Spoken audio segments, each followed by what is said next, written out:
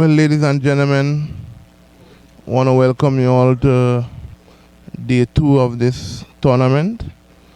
The first game of the second day, obviously a double header again. It will be the Fort King George Gunners versus the Rainforest Rangers. The Rainforest Rangers would have won the toss and elected to insert the Fort King George Gunners. And at this point, I want to introduce to you my co-commentator, Mr. Gray. Mr. Gray, it's good to have you on Tobago Sports Live to take in this lovely cricket action here. A very warm evening at Sid Gray. Well, good evening to all of you out there in the land, and welcome to the Sid Gray Sporting Complex. And as my co-commentator would have said, it's a double header this evening, and it's going to be very interesting. Two teams, King George Gunners coming up against Rainforest Rangers. So we're going to have a battle on our hands here. Conditions here are very cool conditions, really. But of course, I think the players are going to relish these conditions this evening because it's cool, and they're going to just love these conditions playing here this evening. Yes, good conditions, not too humid. There wouldn't be much stress on the body, and you could see the opening batsman for the Fort King George Gunners, Donnell Hercules and Selwyn Duncan. Two very explosive batsmen in their own right. I think Donnell Hercules would want to make up from yesterday's failure. You know, he's one of the more destructive batsmen we have here on the island. So it's all set to be a very good evening. And I think we could see the Rangers from the Rainforest is taking the field at this current moment. They're all decked in the green, and of course you have the Gunners. They're out there in the black and so on. But I look the part really. It's really absolutely beautiful scene here at the Sid Gray Sporting Complex. Oh, look at the old field as well, my friend. It's beautifully cut, well grassed as well. You need to expect that because it's the rainy season. Yes. So you see, they are going through their paces. They are going through their respective paces. You see there, Selwyn Duncan, he is the right-handed batsman, and the Donnell Hercules, or as we call him locally, Toki. Okay. He's the one will be charged with the lion's share of the attacking, and I think the opening bowler for the Rainforest Rangers needs no introduction. Nevin Stewart, former national cricketer. And he's from this part as well. He's from right there in Roxborough. Well, I haven't heard of him for quite a while. I thought probably I'd given up the game, but he seems to be very much in the game as well. Yes, he would have applied his trade in various T20 leagues across the world. The CPL right here, Guyana Amazon Warriors, the Barbados Tridents, played for years for the Trinidad and Tobago Red Force. So he's really bringing his experience and giving this tournament a wonderful look. Of course, it's only a pity that in this kind of competition that certainly don't have spectators, but of course, we have to respect that.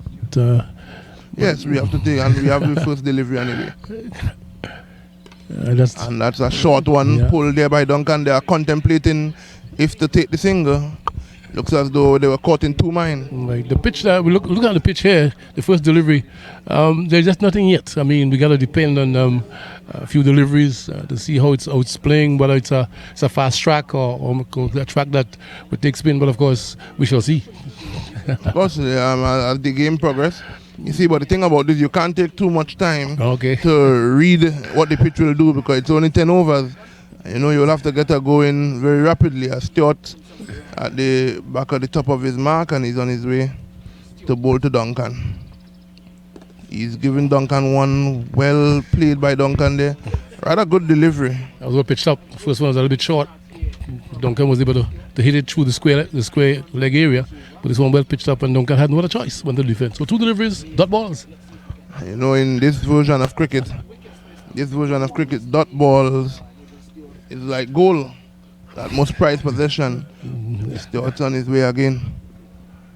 Short again, a play and a miss. They're not gathered by the keeper there.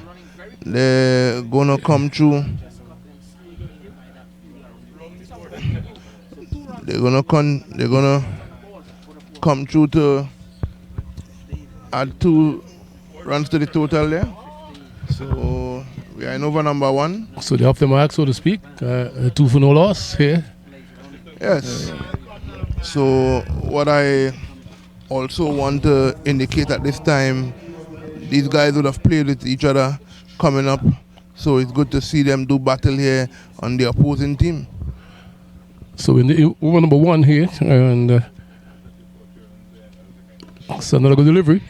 But of course, single taken well, Judge Single, I can tell you. Just played on the onside. Batsman, the bowler, the fielder coming up from that short fine leg area. Good, yeah. Single. 2 very quick runners between the wicket. What is also important to note is that these 2 teams will have lost their first game yesterday, so they'll be really looking forward to trying and get a victory on the board to get the tournament on the way in a positive manner.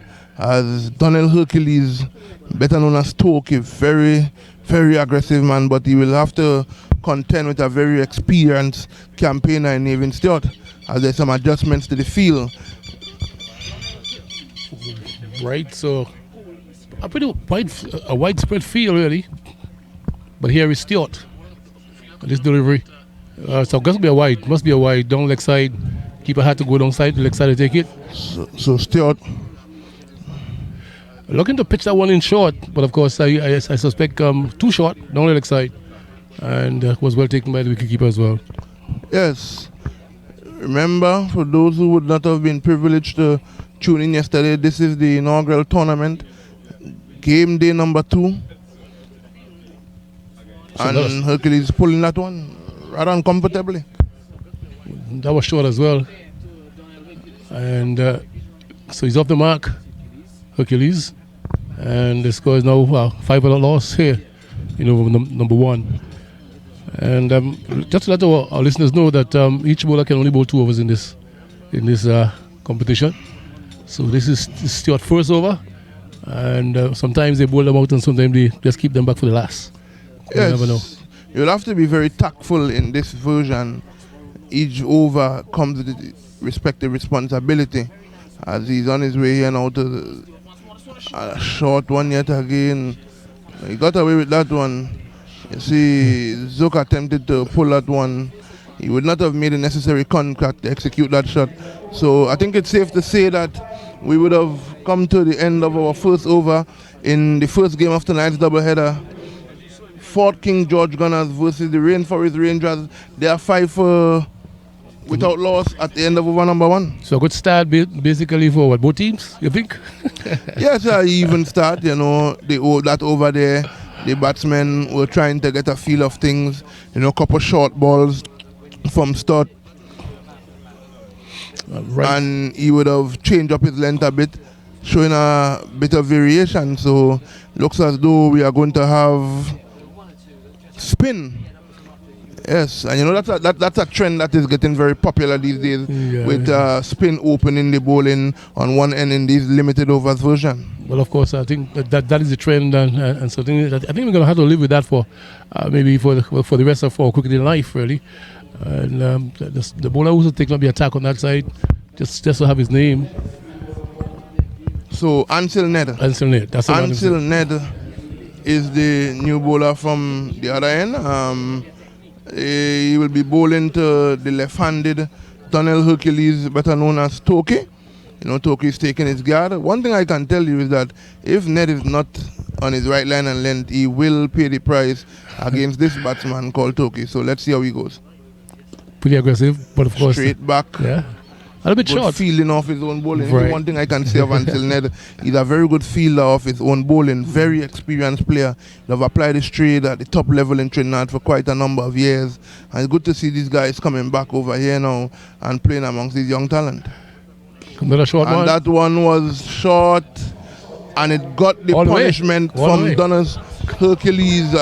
6 beautiful runs there. Mm-hmm. As I said before, if Ansel Ned does not get his line and length right, this Donnell Hercules, he will pay the price. That was short, too short, and the batsman had to just go on the back foot and really helped it over mid-wicket, and that it really gone for 6. Another short one. Yeah, that one didn't really get up to the length that Hercules was looking for. Right. So he wasn't able to execute in the way he wanted to. You have to be very careful because Ned can be quite skiddy when he's ready. And it's short again. Well, of course, he was going to hit that through the offside, but instead the ball actually went down the track. It means that Ned is getting some turn here. Yes, he spins the ball quite a lot. That's one thing I can attest to. You know, and in this version, if you can get the ball in the correct areas with turn, you can cause some problem for those stroke makers, those who like force the ball in, those who like go at the ball instead of letting the ball come to them. So there's an interesting evening ahead here. So 12 for no wicket. Another short one. Yeah, Zoki hitting that one down to Kevin. Samuel is giving chase to that one. And you could see Samuel would have kept it to 2, restricted. Good feeling at him down on the long on boundary there. Did well, had a boot on that and actually stopped the ball in its track. But of course he tried to actually overrun the ball when in the end it was 2 runs. But it was 2 all the way though. It looks as though he has some experience in the football arena also. Although it's a cricket game here. That one is in the air. Let us see. You cannot stray. Now this Selwyn Duncan individual is a guy who would have won a lot of single wicket tournaments. So he's no stranger to putting the ball in areas beyond the playing restriction. That's 6 beautiful runs there. So we have 2 sixes in this over here. So it means that the tempo has been up, so to speak, by these batsmen. They realize that it's just a shortened version of the game. 10 overs aside. So you certainly don't have time to get in, and you have to start to play a shot as soon as you get in there. Yes, so what happens in a situation like this when you have the privilege of having attacking batsmen who has no interest in playing in a sedate manner, and you can't in this version of cricket. It is of importance that you put away the bad balls because you want to be able, you don't have much time to set a total that you will tell yourself or build that you could try and probably come and defend later on. So in 2 overs we have 20 on the board, so it means that they're going to 10 runs over. So that's a good foundation here to start to build on, so to speak. They can actually build on this and have a good score in hand. So we have a change in bowling? Yes, there's a change in bowling, and that's one thing we want to indicate to you that you will see a lot of chopping and change with the bowling. And we have young Orlando James. Now, this is one of the more talented youngsters on the island of Tobago, a guy with a very bright future on his head. And it is so good to see this great tournament showcase these wonderful talents locally. So and that one is in the air. Everybody took the catch. Well, it went high in the air, really. The captain take it himself. It was in the air for quite a while. Yep. He had to cover some grounds. He came in and he executed a wonderful catch there. I mean, it would not have been a good look to see a player of his stature drop a easy catch. The level this guy would have played at, that is like a warm-up session for him. I think you get choked up with that delivery, really. We're looking to go down the ground, but I believe that delivery would actually tell on him big. And it took somewhere midway up on the bat by the splice, so to speak, and it went up in the air. And in the end, it was a very comfortable catch for the captain. And they have lost their first wicket here on the score on 20. So 20 for 1. Yes. And we are in over number 2. Number 3. Number 3, to be corrected. Yeah. Over number 3, bowled by young James there. And it looks as though the Fort King Jaws captain, Joshua James, and now this guy, as we all know, would have recently represented the West Indies under 19 team at the England? World Cup. Yeah. Yes, this is our own Tobago-born Joshua James. Yes, and it's good to see him. The bowler? Yes, I think that's his little brother. Okay. If I'm not mistaken. Yeah. Quite of his brothers are on show at this tournament here, as he's on his way to bowl to Selwyn Duncan. That one is a bit wide, as is signal by the umpire there. The umpire there had to extend those arms of his. To indicate that James would have erred outside the restrictions there. So here's young James again. He passes the umpire, ball to Duncan. Duncan is advanced, and that one is in the air. Let us see. Let us see how this one will go. Oh my goodness! Put it down. He puts it down. Yes. But to be fair to very valiant effort there from young Telemac. Great. But that one built some height, and I think he was not able to follow it and keep track of it to be able to get in the appropriate zone to execute the catch. Yeah, it was good away from him, really. But I got get a hand to it, and I think he did well, to get a hand to that. Yeah, so Zook. So 2 runs taken in the process. So it's 23 for no loss. For 1, I should say. Yes. So it's really happening here. A lot of action early on.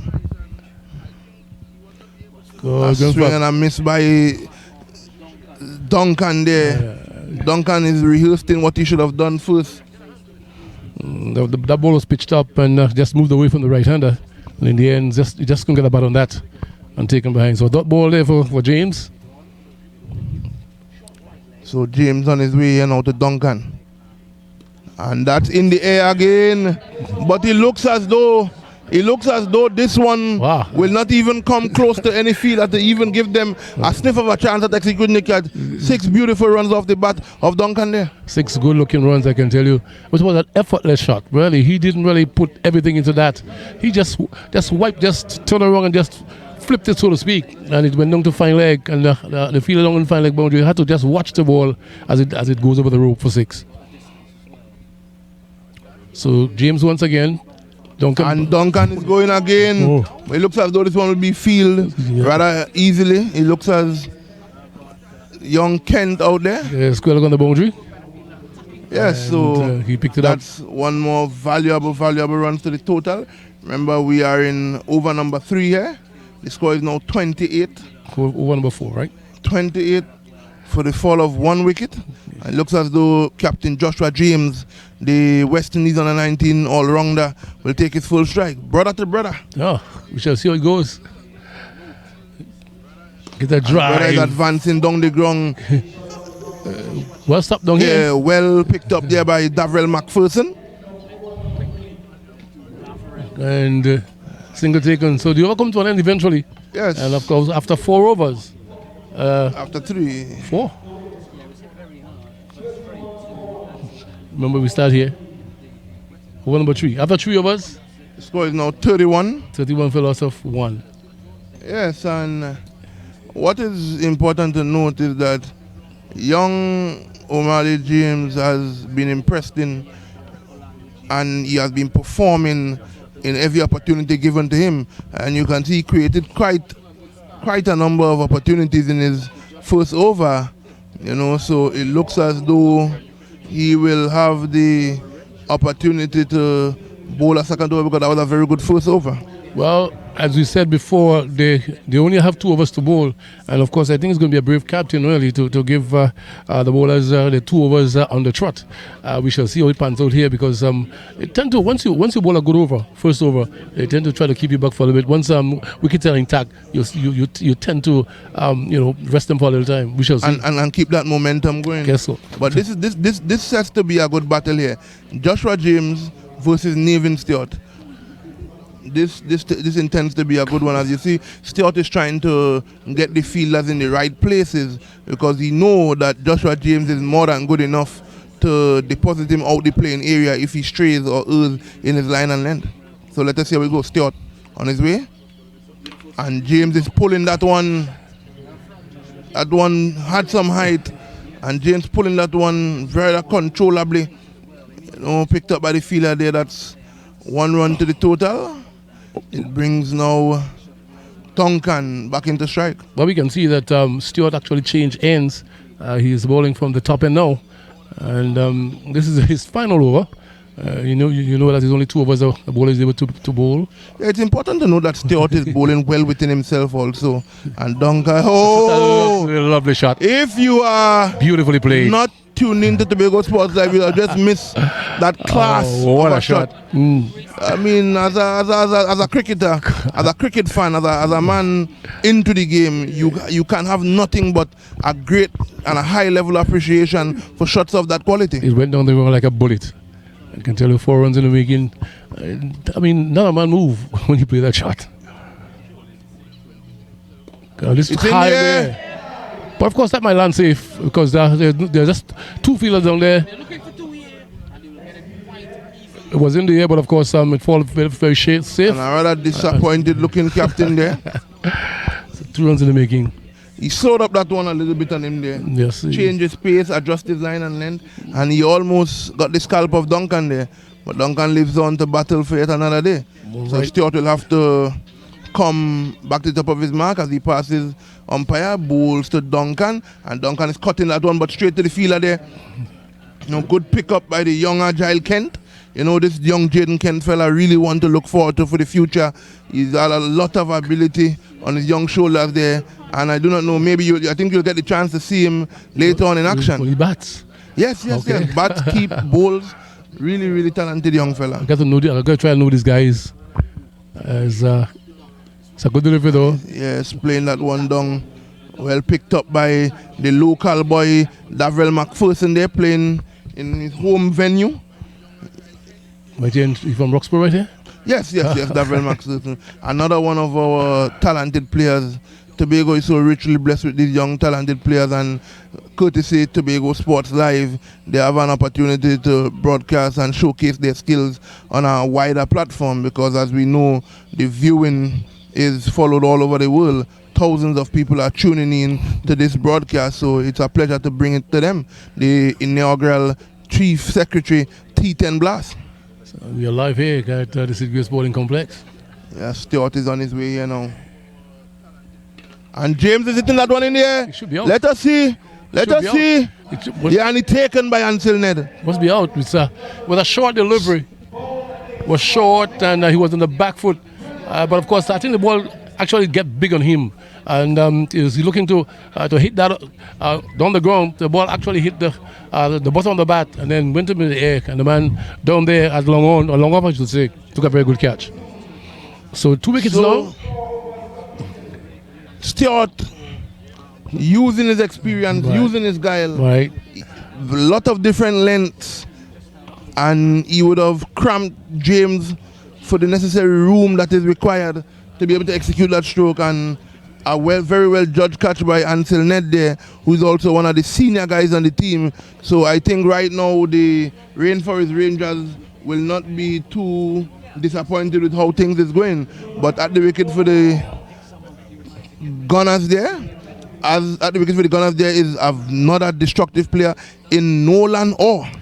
So that's a young man from this area as well. Not this area directly, but yes, within the vicinity. Not too far from here. Exactly. That's up the hill there. Geographical location, you wouldn't consider it to be too far away. So these are all local guys, and it looks as though Ned has a chance to back up that good catch there. Now he has the ball in his hand.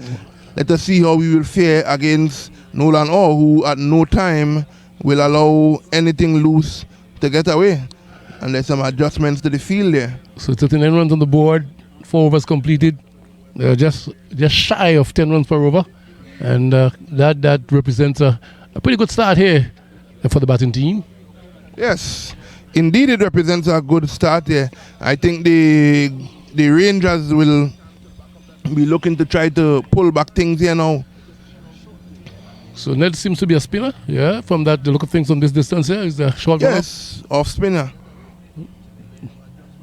Okay. Very good delivery to start there, and they are coming through for a single there. It's a good single, very good single, well run. Zook is very observant at the non-strikers end there.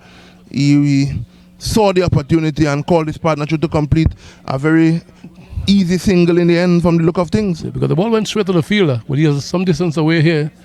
And single well taken. So 40 runs on the board. As I said earlier on, it represents a pretty good score here for the time being. Remember, these two teams are looking for their first win here in this competition. The Chief Secretary Tobago T10 Cricket. Ned. And Zook is getting that's a big back. hit. He tried, but to he hit was that sort big. of a cramp for room there. Yeah. Wasn't able to execute properly. So Ned is on his way again. And that one is in the air. Let us see. He's bowled. Is he bowling? Easy catch there for Nevin Stewart. So just as I said before, the Gunners really looking to try to advance their total. They would have just lost another wicket and a crucial wicket. Very good bowling, good flight, good loop by Ned there, and he caught the batsman in a position that wasn't able to execute that stroke. So So a good wicket to They get. lost their third wicket, a very good wicket to Good get, wicket but at this point in time. this Gunners team is full with a lot of talent.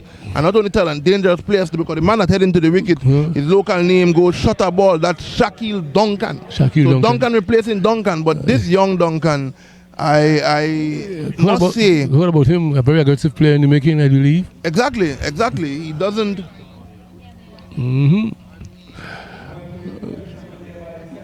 So 3 wickets down. Okay.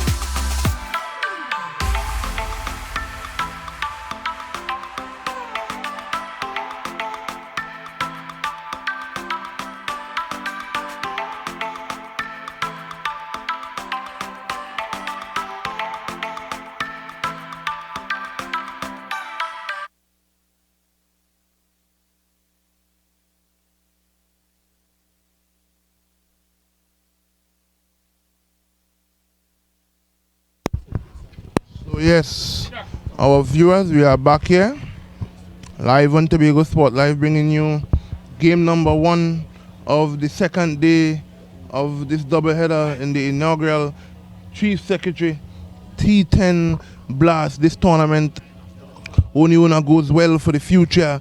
It has the opportunity on unearthing opportunities in cricket for the youngsters, because you never know who eyes are viewing these productions, and it can open doors for them. So this is a very good initiative on behalf of all those organizers here and the office of the Chief Secretary. So we are back here. We are at the halfway stage here. 4.3 overs, so to speak, and the Gunners, they're unfortunate for the loss of 3. And you just mentioned that batsman who's just going to the crease to be a player who's very destructive. So Ansel Ned. So there, should be out. So 2 and 2. Oh, Well, he's caught there. The man a point. so Ansel Ned has an opportunity here. Get a hat trick, really. And he had the same opportunity, a chance to get a hat trick here and create history. So but he was should be out. That fully onside. So 2 and 2. The ball, I think the ball spun away from him, and in the end, he took the outside edge. The other half of the ball, I should say, and it's spoon in the air. The man at back a point. I took a very comfortable catch in the end. So 2 and 2 for Ansel Ned. I think that this is a very good return for the young man at this point in time. So the Rainforest Rangers are really putting a grip. They are really keeping things within their range here. Very good bowling. The experience Ansel Ned is really coming to show here. His captain Stewart would have depended on him to bring all his experience at play here tonight, and he's doing just that. Very good bowling there, and good catch there also, because he had to make some grounds. So he's right, yeah. And he came up with a very wonderful catch there. So 4 wickets down at this point in time. And the Rangers, certainly they're starting a bit here. I think they had a good start. But of course, those 2 quick wickets would have actually put a dent in their run chase, in their run at this point in time. Correct. And this is a very important delivery. Young Antonio Providence is now at the wicket there. He will have to contend with the hat-trick delivery. Wow, that's a good delivery it was. Yes. I had to, he actually Teasing pads him up. outside there. Pads up and just allows it to go by. Yes, But I've just so brushed the pad early. The keeper didn't take it cleanly. it's a very experienced campaigner here. So just Now can't get a this- run. This So- young Antonio Providence is a guy that would have kept all interested where his talent and ability is concerned. Played some wonderful innings in the season that was cut short due to the global pandemic. But this is a young guy that has all the shots available to him. So his team, the Gunners here, will be dependent on him to partner with Shaquille Duncan to see if they can post a total that they can then go and try to defend. So we are halfway stage here. 5 overs has gone, 40 runs on the board, 4 wickets down really. Projected score here might be far from our minds at this point in time, but I think that these last remaining 6 wickets, they really want to really get the score up to about 100, 110, so to speak. But I think it's good bowling here by King George Gunners. They have done pretty well to actually restrict the opponent for actually 40 for 4 at this point in time. Yes, and So we have a new bowler from that far end. Shaquille Shepherd Shepherd is the man. will be the man charged with responsibility of bowling over number 6. Now this is one of our young fast bowling talents on the island. Really bright prospect here, and this is why I said that this tournament is really beneficial, because we would not have an opportunity unless to our local cricket to be able to see young talents like this. And I'm really excited for the youngster to get his chance here. He'll be bowling to Shaquille Duncan. Let us see how he goes. So from that far end is Shepherd. Looks like a nice run up, really. Well played, and off the back immediately. Oh, no, but I think he's batting all the time. So single taken. Yes, so that's one more valuable runs to the total. I think that the Gunners lost some wickets, some key wickets at the wrong time there, which would have sort of put a restriction to their numerical addition in terms of the total. And it is important that they try to compose themselves for the back half of this innings here. But you know, in this T20, you don't have time on your hand, and this is why it is always filled with excitement, because at any minute you can see the mannerism in terms of the approach change. So we have a widespread field at this point in time for the new batsman, really. And And they are coming through for a quick single there. well played. Just coming forward and played on the onside. As I said, the field is well spread.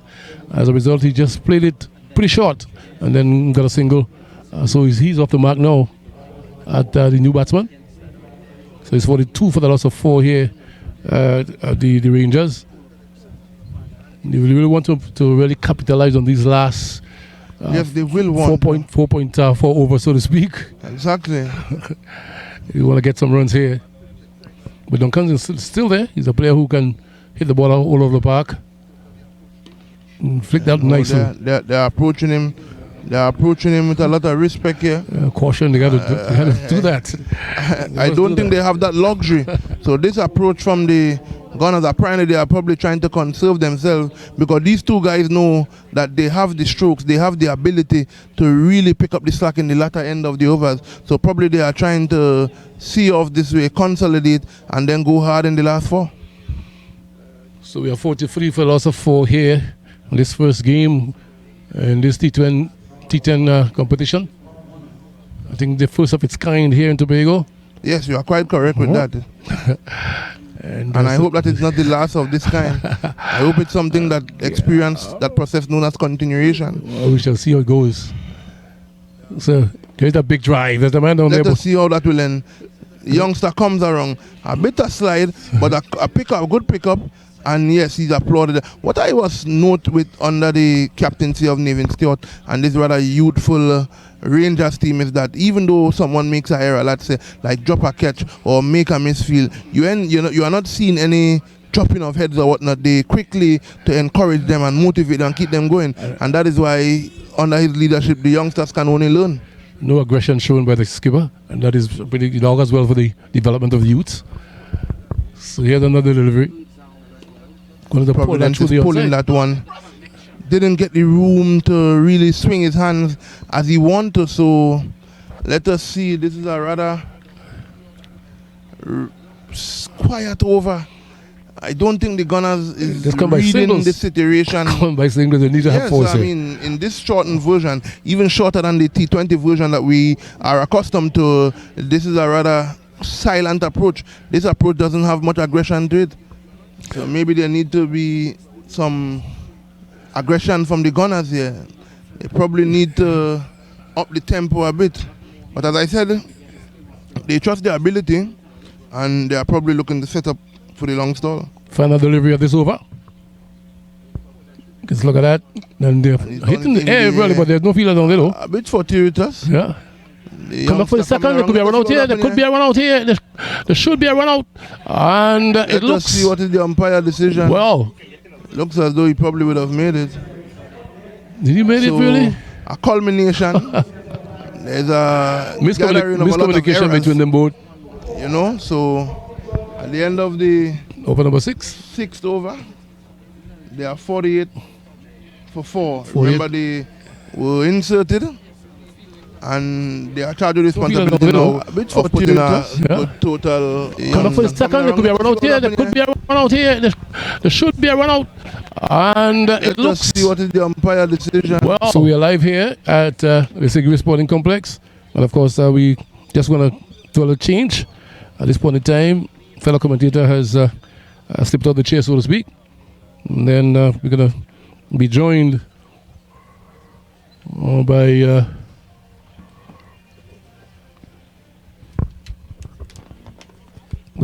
I'm not joined by, just trying to get his name really. Welcome. Enjoying this? I am enjoying it really. Right, that's a bit better. Yeah. So Poised now nicely. very nicely indeed. And we have a change in bowling on this end. Understand that is Daniel, is it? You gotta help me because I'm not too much acquainted with the players. But yeah, look, Daniel, yeah, that's the man himself. All right, he's gonna be bowling over number 7. And it's Antonio Providence on strike. Short delivery on the leg side. Pull around there, but go for a quick single. Is that leg by, is it? Yeah, it is. Yeah, didn't quite get hold of it. Looked as though he was snatching at it. He was keen to get on, wasn't he? And didn't quite get hold of it. All right, so just a one run there, so to speak. Daniel is the man who's actually bowling there. And we are 49 for the loss of 4 here.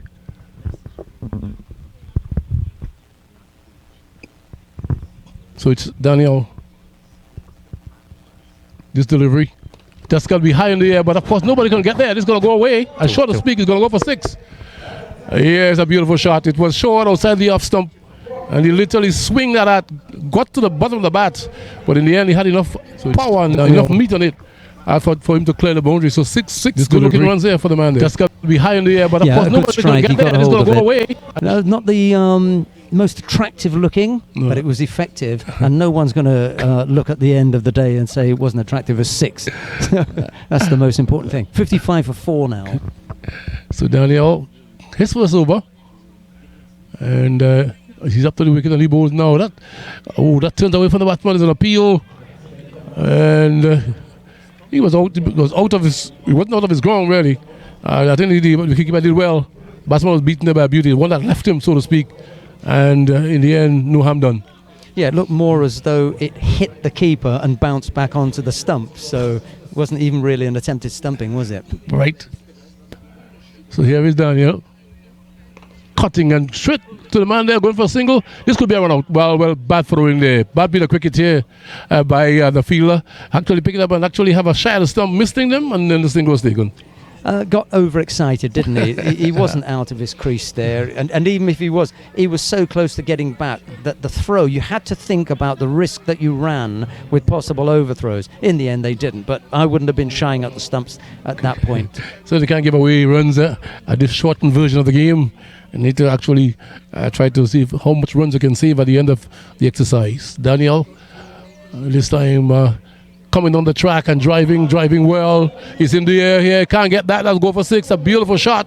Literally came down the track and really lifted it over cover, and it went for 6. A good strike there by the batsman there. 6 good-looking runs we have seen really at this point in time, and they recognize the importance now of scoring fast and furious. Davril was the only man who had any chance of catching that, and there was a point when it was in the air when he threw his hands up in the air as to say he knew where that was going, driving well, and he knew that he's in the air here, can't get that. For 6. Very interesting how many 6s that we have seen so far in this game. Quite a lot. I think our score will tell you how much it was at the end of the day. Here is Daniel, and he's bowling, I think. Yes, he is. Well, the ball just clipped the top of the stumps, really. He was going to hit that through the onside. In the end, he was beaten. I think he was beaten in the flight. And in the end, the ball clipped the bails. Well, he'd had some success with a similar shot before. He just chipped down the track by a couple of steps, nothing too big, and he thought, I'll have another go at that. Right. He went maybe too much, trying to put too much energy on that. And let's look at it again. Came on the track.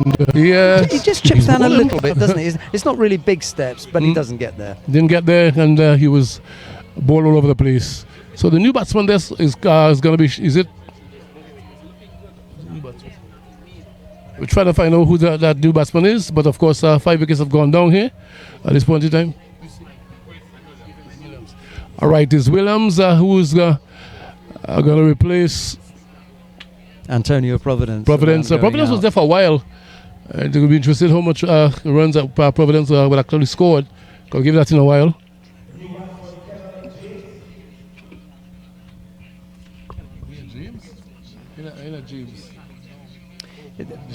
For me, this is not. They're not out of it here. 62.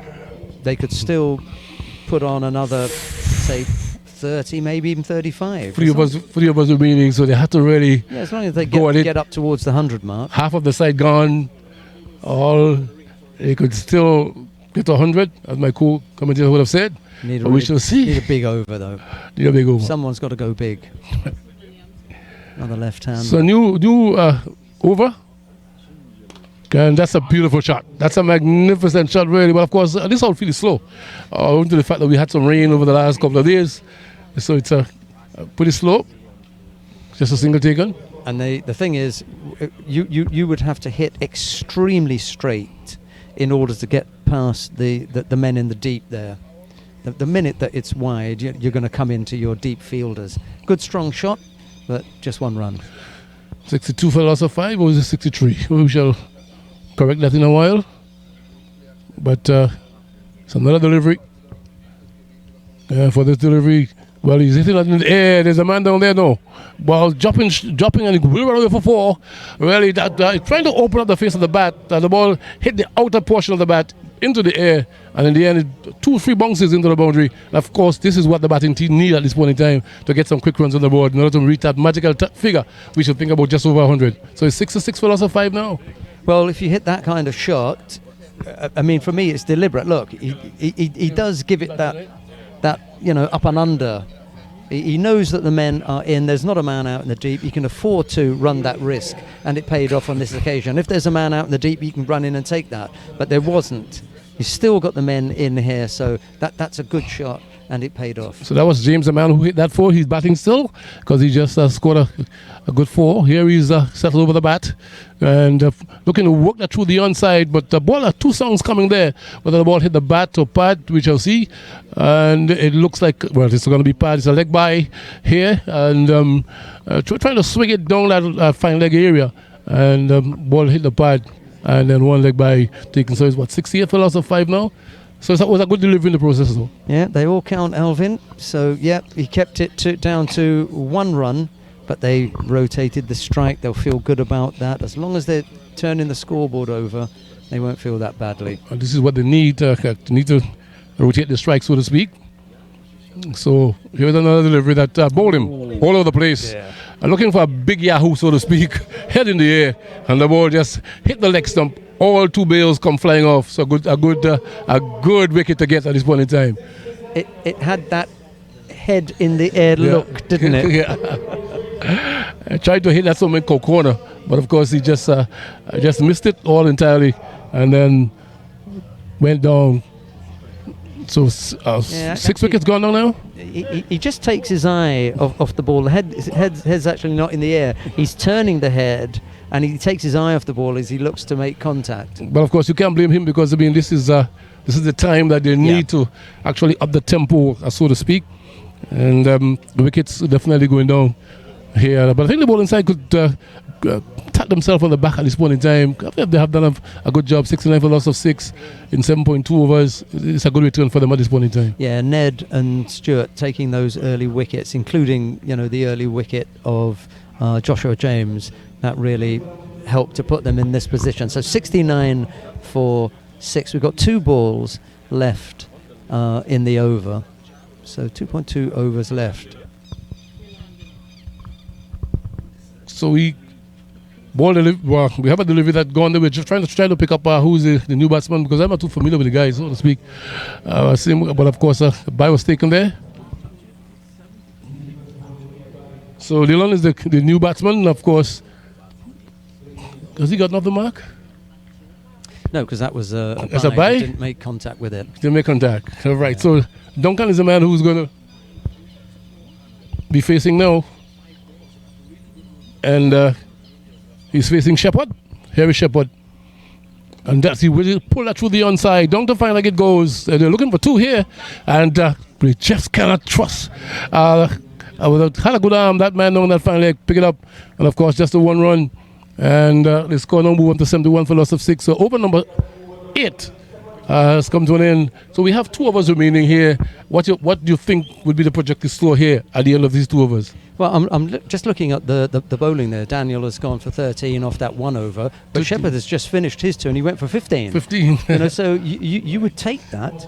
Stewart and Ned also went for similar numbers. So that's why you're seeing 71, for 6. The wickets are going down and 8 overs have gone. So this is going to be really tight here. Let's say that they went for another 10 and over. Okay, that's 91. That wasn't enough last night. They chased that down fairly easily with 3 overs to go. So they're going to really have to go here and look for 12, 13, 14, 15 Right. off and over. So it's Daniel's going to bowl the penultimate over here of this T10 competition, and he's going to be bowling to Duncan.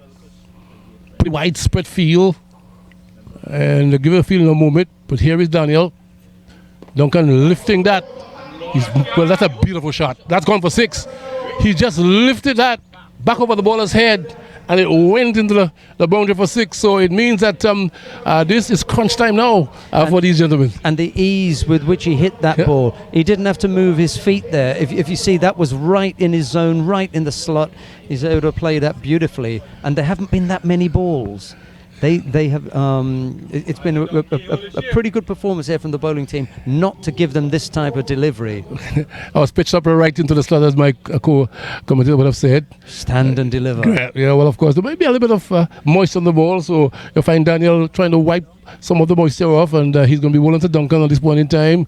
Well up past the bat, and he drive that magnificent shot. That was hit with a plumb. My goodness gracious me. That hit the meat of the bat, and it raced away for 4 good-looking runs. Yeah, and instead of going as the previous delivery did, which was more aerial, that went all along the ground. That was a proper cricket shot there. That was lovely. And despite the fact that the outfield is heavy after all of the rain, as you said earlier on, that still beat both the men. This, didn't move, and Davro, well, he realised he knows when he sees a 4. Just couldn't get around there. Bisecting those 2 fielders down on this leg side. So Daniel once again to bowl to Duncan. And here he is. Duncan is looking to hit that somewhere, but of course that ball beat him all over the place. Well, it was actually pitched up, but I think they actually misread that as the ball just beat the bat, so to speak. So 81 for loss of 6. So 10 off the over so far. We were talking about you need a 15. you want an over that goes for 15. This could be it. I mean, it could go for more than 15. A couple of good hits there could be in real trouble. Daniel, and going for another swiper. But he's actually beaten early. Maybe not keeping his eyes on the ball. He's looking to hit every ball out of the ground. But of course, 2 dot deliveries very important here for Daniel at this point in time. Definitely keeping the batsman in check. And we need to see how important it is, those dot deliveries. They all add up at this point in time. Here is Daniel. into both to Duncan. Duncan is back and cutting way down there. There's a man down there, and he's going to pick up. He does pick up well, and it's a single. So after 2 dot deliveries, we just get one more. Yeah, that just went to the man too quickly. That was the unfortunate thing there. Couldn't find the big gap to come back for a second. But the thing that was occupying his mind was the man that's straight down here, Navin Stewart. He's not right behind the bowler's arm, but he wanted to hit that first one straight. But there's a man there, so he looked to go across the line, and that's why he missed out. So, well, there's a lot of appeal. Umpire not interested, maybe going on the leg side, or he's bowling. No, what's that run out? That's a run out. At least there was an appeal or looking for a run there. And in the end, the non-striker literally got his feet stuck. He just didn't move. And an easy run out. The man who got run out there was Dylan. I think that he run out for what, 5? Oh. But don't think he scored anything. Dylan, he did not score anything. Very unfortunate. So, in the 9th over, this team is now in the 80s.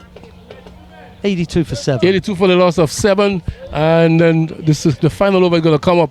Do you think that they'll actually reach 100? 13 runs away from that, or to 17?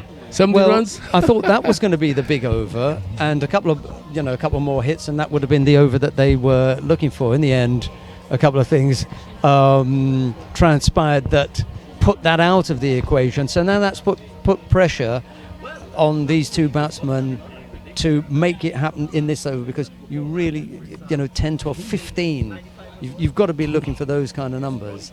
So the final over coming up, and the man going to bowl at is going to be James, and he's going to be bowling to Duncan. Duncan, I think he's the fitting batsman at this point in time, because he's a form batsman. He's been there for a while, and we expect we're going to have some fireworks in this final over in this T10 competition here to be bowled by James.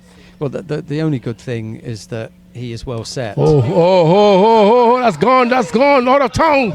Oh, that gone over mid-wicket and gone for 6. Well, you can give up looking for that one. As that one was coming down, it was hitting the palm tree in the background there. Really? So that one was huge. So you have to have a replacement ball, so to speak. And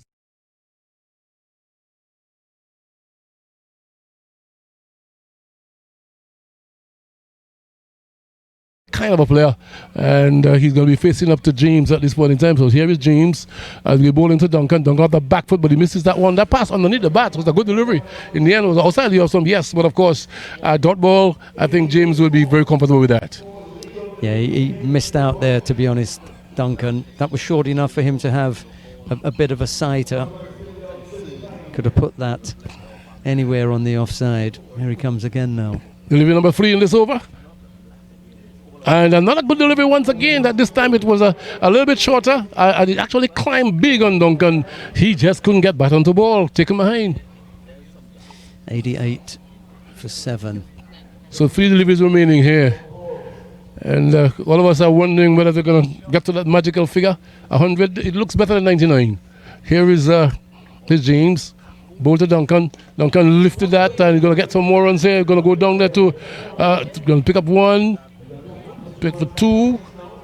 So well done by the man down there. Slipped in the process, but in the end, 2 good-looking runs. And that was the difference between what ended up being a fairly easily run 2 and the run out. Right. There was not a second run there. It went straight to the man. This time it went in between. He had to come round to pick up and throw, and that pick up and throw gave him the chance to come back for a second run. It's 90 for 7 now. 90 for 7, 2 deliveries. 2 deliveries remaining, and James is going to bowl those 2 deliveries. He's going to be bowling to Duncan at this point in time. Here is Duncan cracking that over the top. That's gone. Beautifully played. But there's a man down there.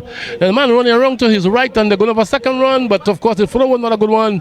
In the end, 2 runs taken. They'll be looking for a overthrow, but 2 runs was good bit of feeling by the man down there at down on the offside. He actually come around to his left, picked it up well, and restricted the batsman to 2 runs. Yeah, keeper wasn't able to get the kind of throw that he would have liked, which would have been the run out. He had to move away from the stumps, drag it down, and then throw it to the non-strikers end to try and effect a run out down at that end. But nice bit of cricket. So the final delivery in this, and James is the man. He's going to be willing to Duncan. And here is Duncan trying to lift that over the top, but of course the ball actually get big on him, and they're going back for a second here. Would be able to get it? I think they might just make it. Umpire looking across, there's an appeal, and seems as though 2 runs was taken there. So that's the end of the innings for the Rangers. They actually scored 92 for the loss of 7. What do you make of that score? Good total? I said yesterday that I didn't think that was a total that they could defend. Now we've got to see what the batting has got to offer from the Rangers. Can they step up and run that and chase that score down? I would put my money on the Rangers to chase that down. Right. So at the end of this, the first knock by the Gunners, they actually scored 92 for the loss of 7. 94, right. So the last 2 runs, are trying to rob them of 2 runs, really. So 94 for the loss of 7 here. It's a good total as far as I'm concerned. But the thing about it, it's on the board. They have to go there and make it and see if they can win this game here in order to stay alive in this competition. Okay.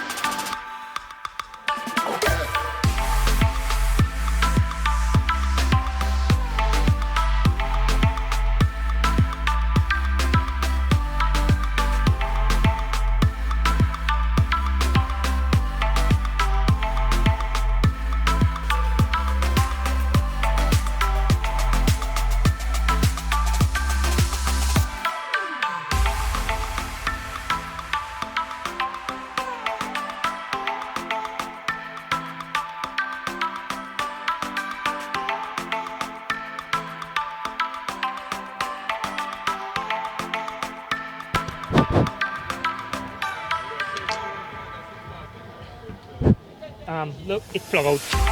It was out. Okay.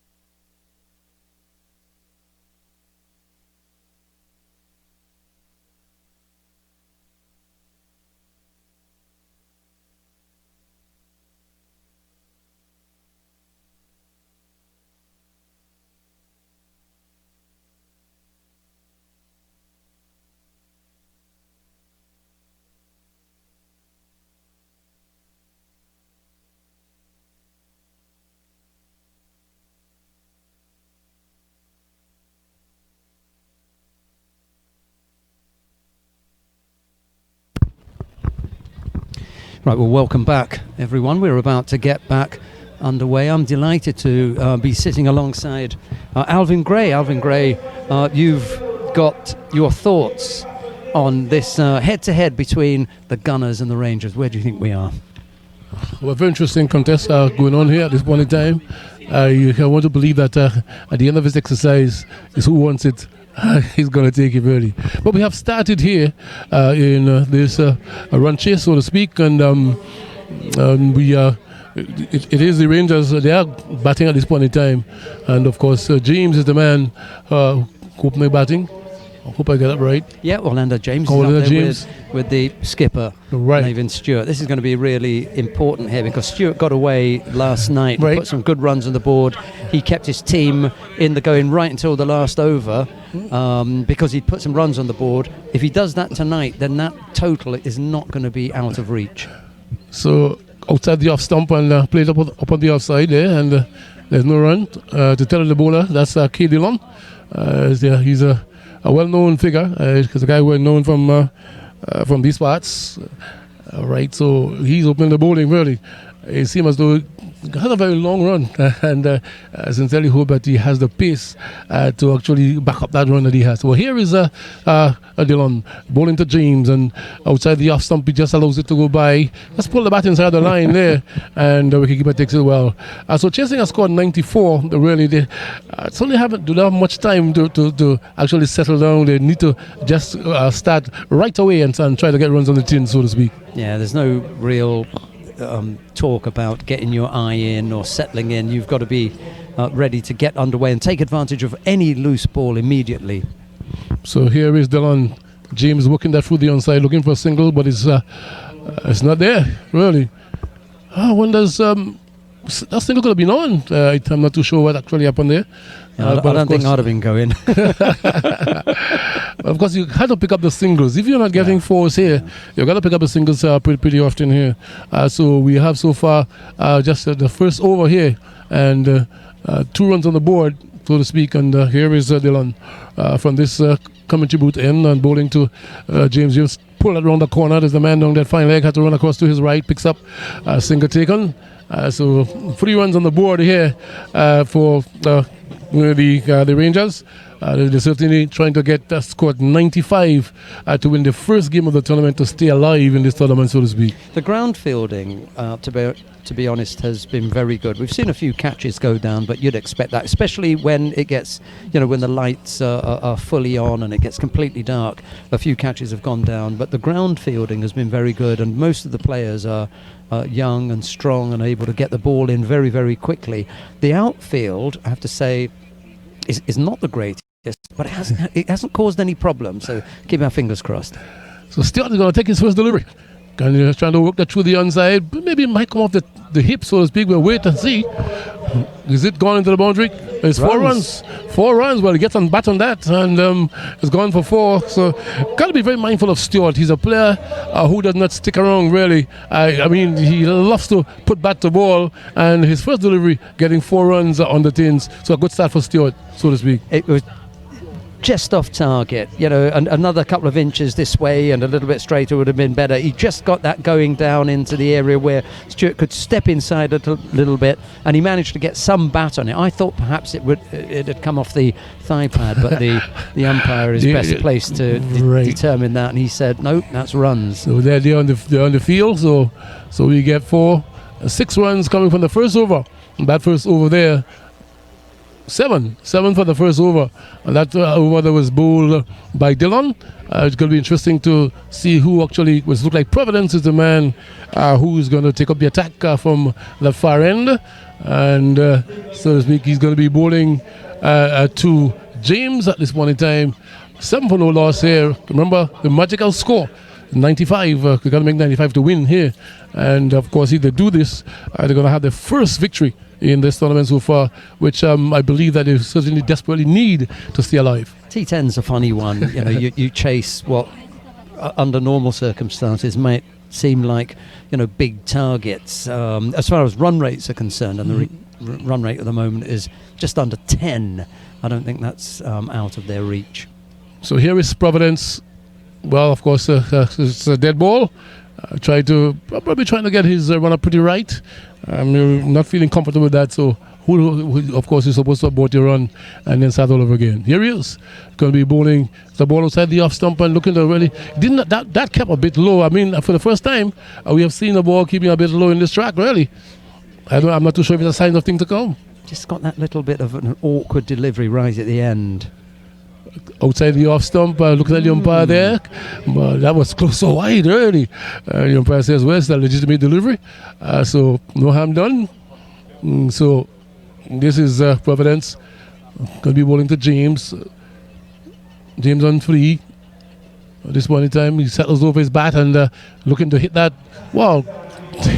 It's a very good bowling here by Providence. Certainly 4 deliveries or 3 deliveries gone in this over. Just snatched at that, didn't he? Just really, it's not what is the doctor ordered at this point in time. You gotta cool it down. Here is Providence. And James looking, he's bowling, middle stump. Really beautifully bowled, really. That pitched up. And looking to pull it through the onside. I suspect he should have been going down the wicket, down the track. But trying to pull it through the onside. In the end, middle stump gone. So he's out. Yeah, there's a line, isn't there? And you know that when it's going down that line, you have to play it back along that line. He really wanted to play that one straight. He decides to go across the line, and if the timing is wrong, you're going. Unfortunately for him, he got the timing wrong. So James bowled by Providence for 3. So the first wicket coming in the second over here for the Rangers. Even worse for them is the fact that they haven't taken a run off of Provi yet. Just yet. He's bowled 4 balls, he's taken a wicket, and they haven't scored a run off him. If he'd hit 2 or 3 of those balls for a 4 and a 6, you wouldn't feel as bad. But you can't. It's a double whammy. Not only have you lost a wicket, but you also haven't got any runs on the board. So 7 for the loss of 4. And the new batsman is Samuel. By the way, Samuel is the new batsman, and he's going to be facing because we just have 4 deliveries gone in this over. So he has 2 deliveries to actually face, and Providence he's going to be bowling to Samuels. He actually surveys the field, pretty widespread field. Try to give it to you in a moment here as Providence to bowl to Samuels on the back foot, and just got a top edge on that, and it just went. It could run away for 4. Well, that was so easy, but the fielder there, I believe he was a little bit lazy there. One, we just give some accolades to the fielders a while ago, but of course this one he just chucks behind it, and the ball just trickles into the boundary. Well, that is not good feeling.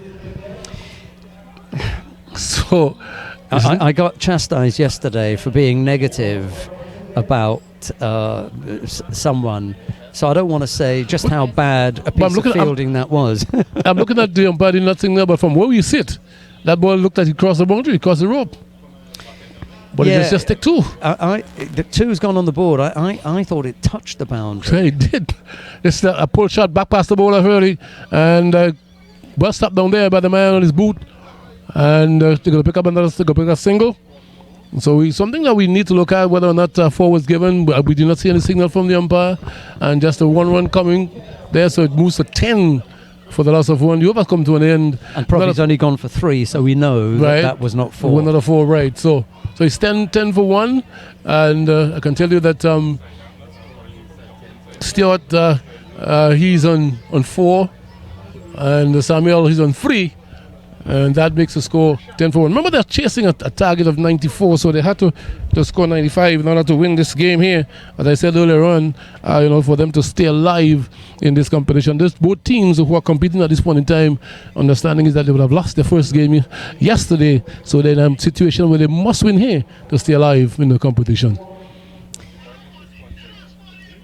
So I'd still put my money on the Rangers at this point. You can put your foot to the gas and have a couple of big overs, 15 here and 15 there, and all of a sudden there'll be a different shape to the innings. So Dillon this time bowling to Stewart, so we're going to pull that through the onside. Might just get a little feather on that, and that would have gone for 4 this time, 4 leg buys, right? So Just buys. So 4 buys. Yeah. It is 4 buys. There's nothing on it. There was no feather on it.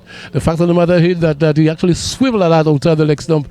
The ball, he loses the keeper, and it's gone down for 4 buys. And so 4 runs on the tins.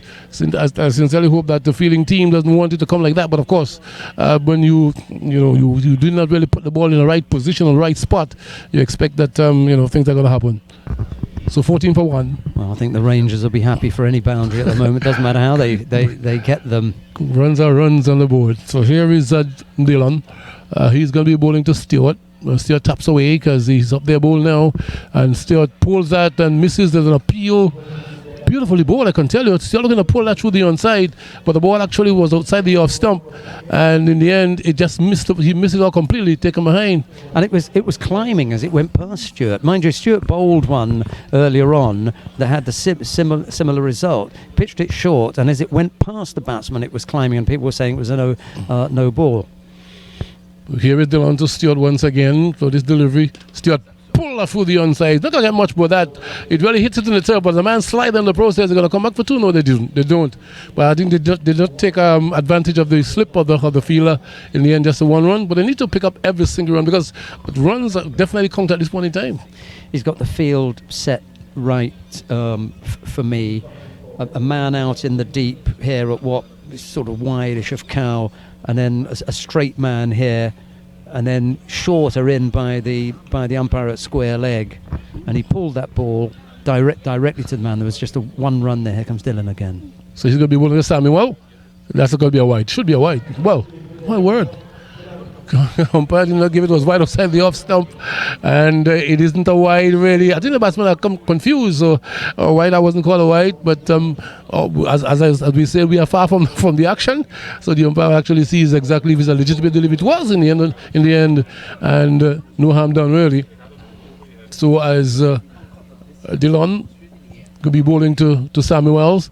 Samuels backed away trying to cut that one, and there's another dot delivery there in the armory of Dillon. So runs are a little bit hard to come by, so 2 dot deliveries has gone there. No runs scored from them. I think that the Rangers certainly could not be happy about this one.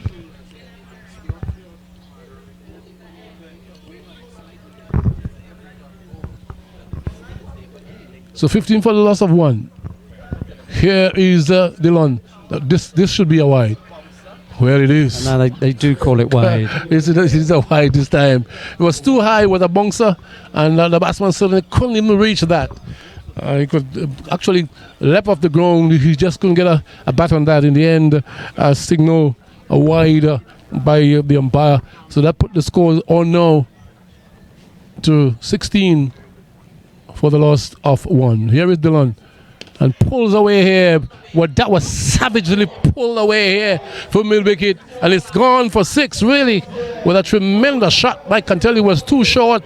The batsman just waited on it, and he just rocked back and pulled it beautifully through Milwicked. Over the top it goes, and 6 good-looking runs here. So the first 6 coming from the Rangers at this point in time, that will make them feel a little better at this point in time. Yeah, and they're going to need to push it along.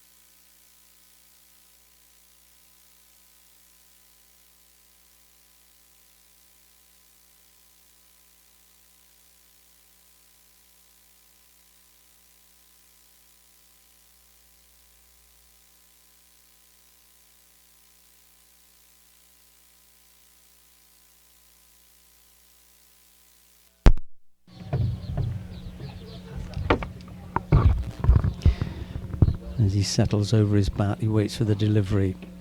And he's got hold of that one, but there are 2 men out there. And the first man takes a bit of a slide, but there's a backup. He picks that up, and they come through for 1 run. 24 for 1 now. Samuel is on 5. He's on strike. Stewart moves to 11, just pacing it right, I think. We'll find out just how well he's paced it. And I think that looks wide to me. Yeah, the umpire at that end, I think Lester Allain, just took a little time and thought about it, but he decided, yeah, that was wide. Nice strong hit on the onside this time. The man at long on runs in, picks that up. That goes through for 1. And just as long as they keep getting runs on the board, they'll wait for maybe 1 or 2 balls that they can score bigger off in the over, and they'll get to that 10, 11 runs and over. So there were 26 for the loss of 1, really. And this is a flick. This dismissive shot, you call that. Literally flicked that off the legs, and can tell you it went beautifully sailing over a square leg, and it's gone for 6. Stewart is the man, I believe, would have hit that tremendously well. And goodness gracious me, the targets maybe in their mind is getting closer and closer to the 2 for the loss of 1. Yeah, well, all those little boys who haven't been able to come in and see the game will be over that wall tomorrow picking up those balls. That's the 3rd one I've seen go over there, and I think Stewart's hits. Has he hit 2 of them over there? I wonder. I think this is his first. Oh, that's his first. Yes, that's his first, really. Can't remember who it was that hit the palm tree that's just swaying there in the background. Right, so Stewart, he's on 17 here, and he really looks good.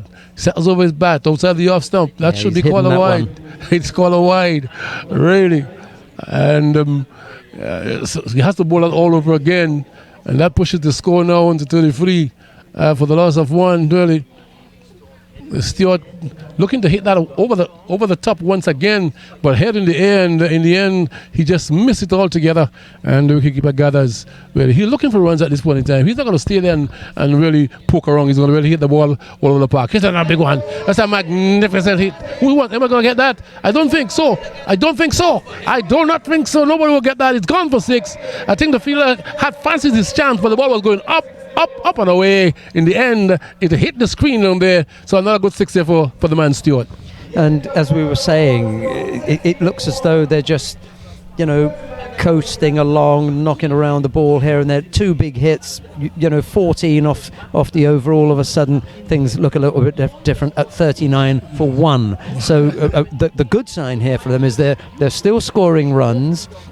They've only lost 1 wicket, so they can afford now to really begin to throw the bat. They're looking for 56 runs, and it's back under 10 and over now. So that's good. It was a very sedate start, so to speak, but of course, as they recognized that they were going behind the run rate, and decided to up the tempo. And if any person who could do that, it has to be the man out there, the skipper himself. He's a player who does not stick around. Once he gets going, he goes all the way.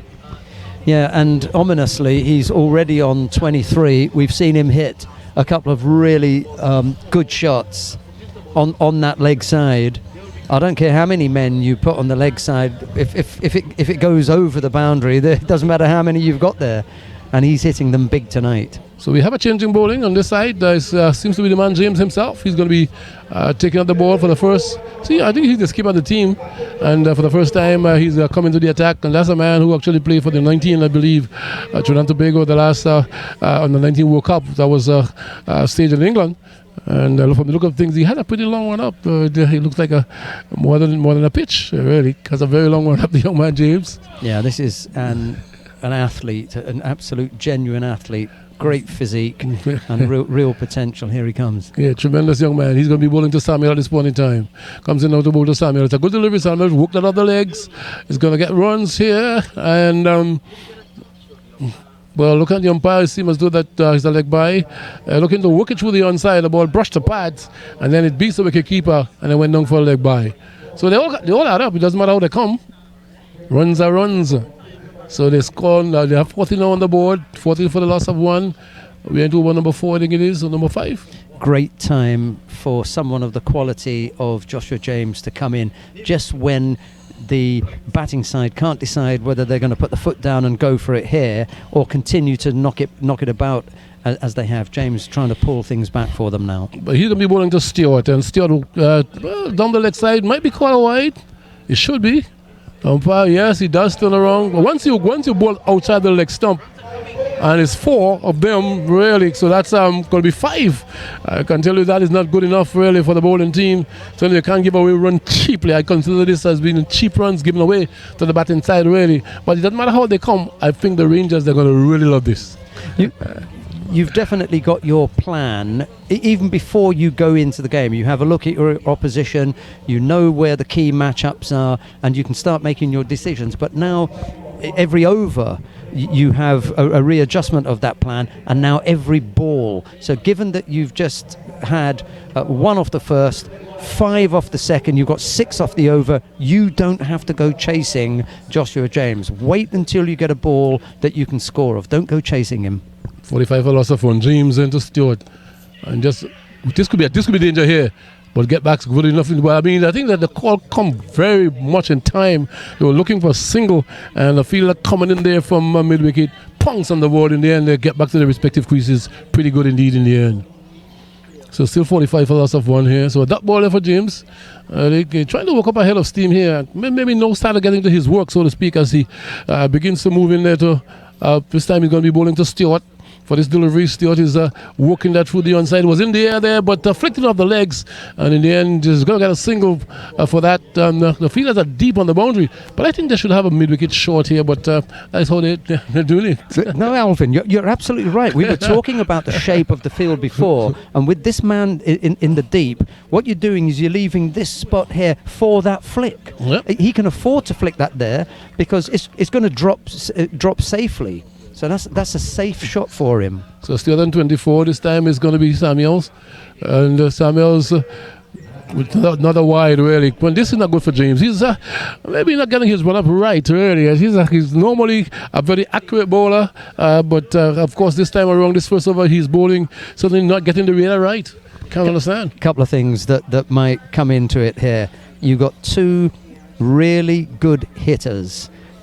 Samuel on strike, Stewart down at one end. You don't want to give them anything to hit, and it's just going a little bit too wide. Samuel back on the back foot and punch it down on the offside. They're looking for 2 here, and they're going to get it comfortably in the end, really, because the fielder deep down there. And I suspect, as I said earlier on, this whole field is a little bit slow on the slow side. As a result of that, the fielder had to come in, but 2 beautiful, well-taken runs in the end by Stewart and Samuels. Score now going to 49 for loss of 1. Stewart on 24, Samuels on 8. Remember, listeners of viewers over there, remember the target is they still have 46 to make, and I'm not too sure, but here is a flick down the leg side, and he's going down to fine leg. There's a man down there, a short fine leg, but certainly he can't stop the single taken. So 50 on the board here for the Rangers, and I think they're looking good. And that time, the single was there quite easily. It had the look of going in the area, but it didn't race to the fielder. So once you're able to drop it, you can run. If you push it to the fielder, you're in trouble. So that was an easy single. So the run width at this point in time is on 10, just a little bit about 10, 4.5 overs, 50 on the board, and I think that the Rangers will take that any day. As here is James, he's going to be bowling to Nevin Stewart. For this delivery, Stewart is trying to work that through the onside. There could be a wide, and this is a very lengthy over by the man himself, James. Really, as I said earlier on, suddenly he's failing to get his radar right. I'm not too sure if it's his run up, whatever, but of course something had to go amiss here for him not to be directing the ball as he should. I think he fears the offside, and in fearing the offside, you're going to try and keep it away from your opponent's strongest shot, and that's why it's going down the leg side. James to Stewart. Stewart pulls around the corner here. This could run away, but there's a man down there deep on the boundary, fine leg, and just a single, and single taken. Well, I think that it's a break, is it? Yeah. They may be rushing out with either a change of gloves or a drink or something there, but in this short format of the game, the thing that you've got to get right is the line. You get the line wrong and you're going to be in real trouble. All right, we are going to go for some ads at this point in time, so we break. We'll be back. Yeah, we'll be back.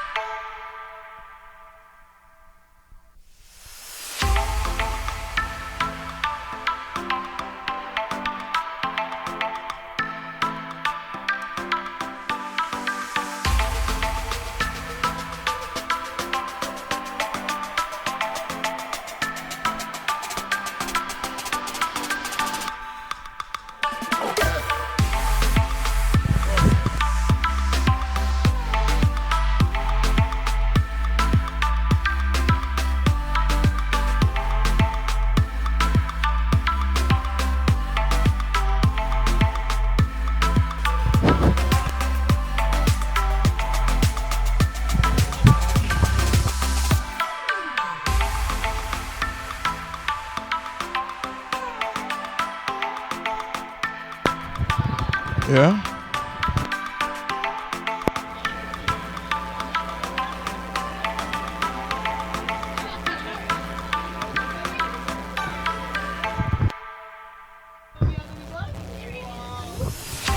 Yeah.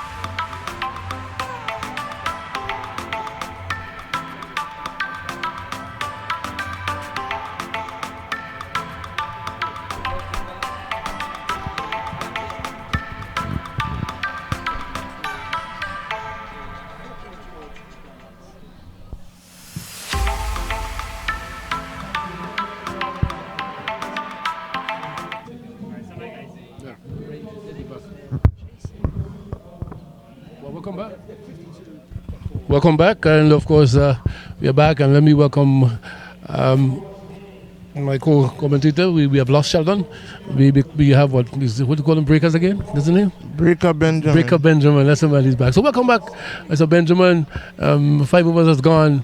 54 fellows have won. It's your take. Which way this game will go?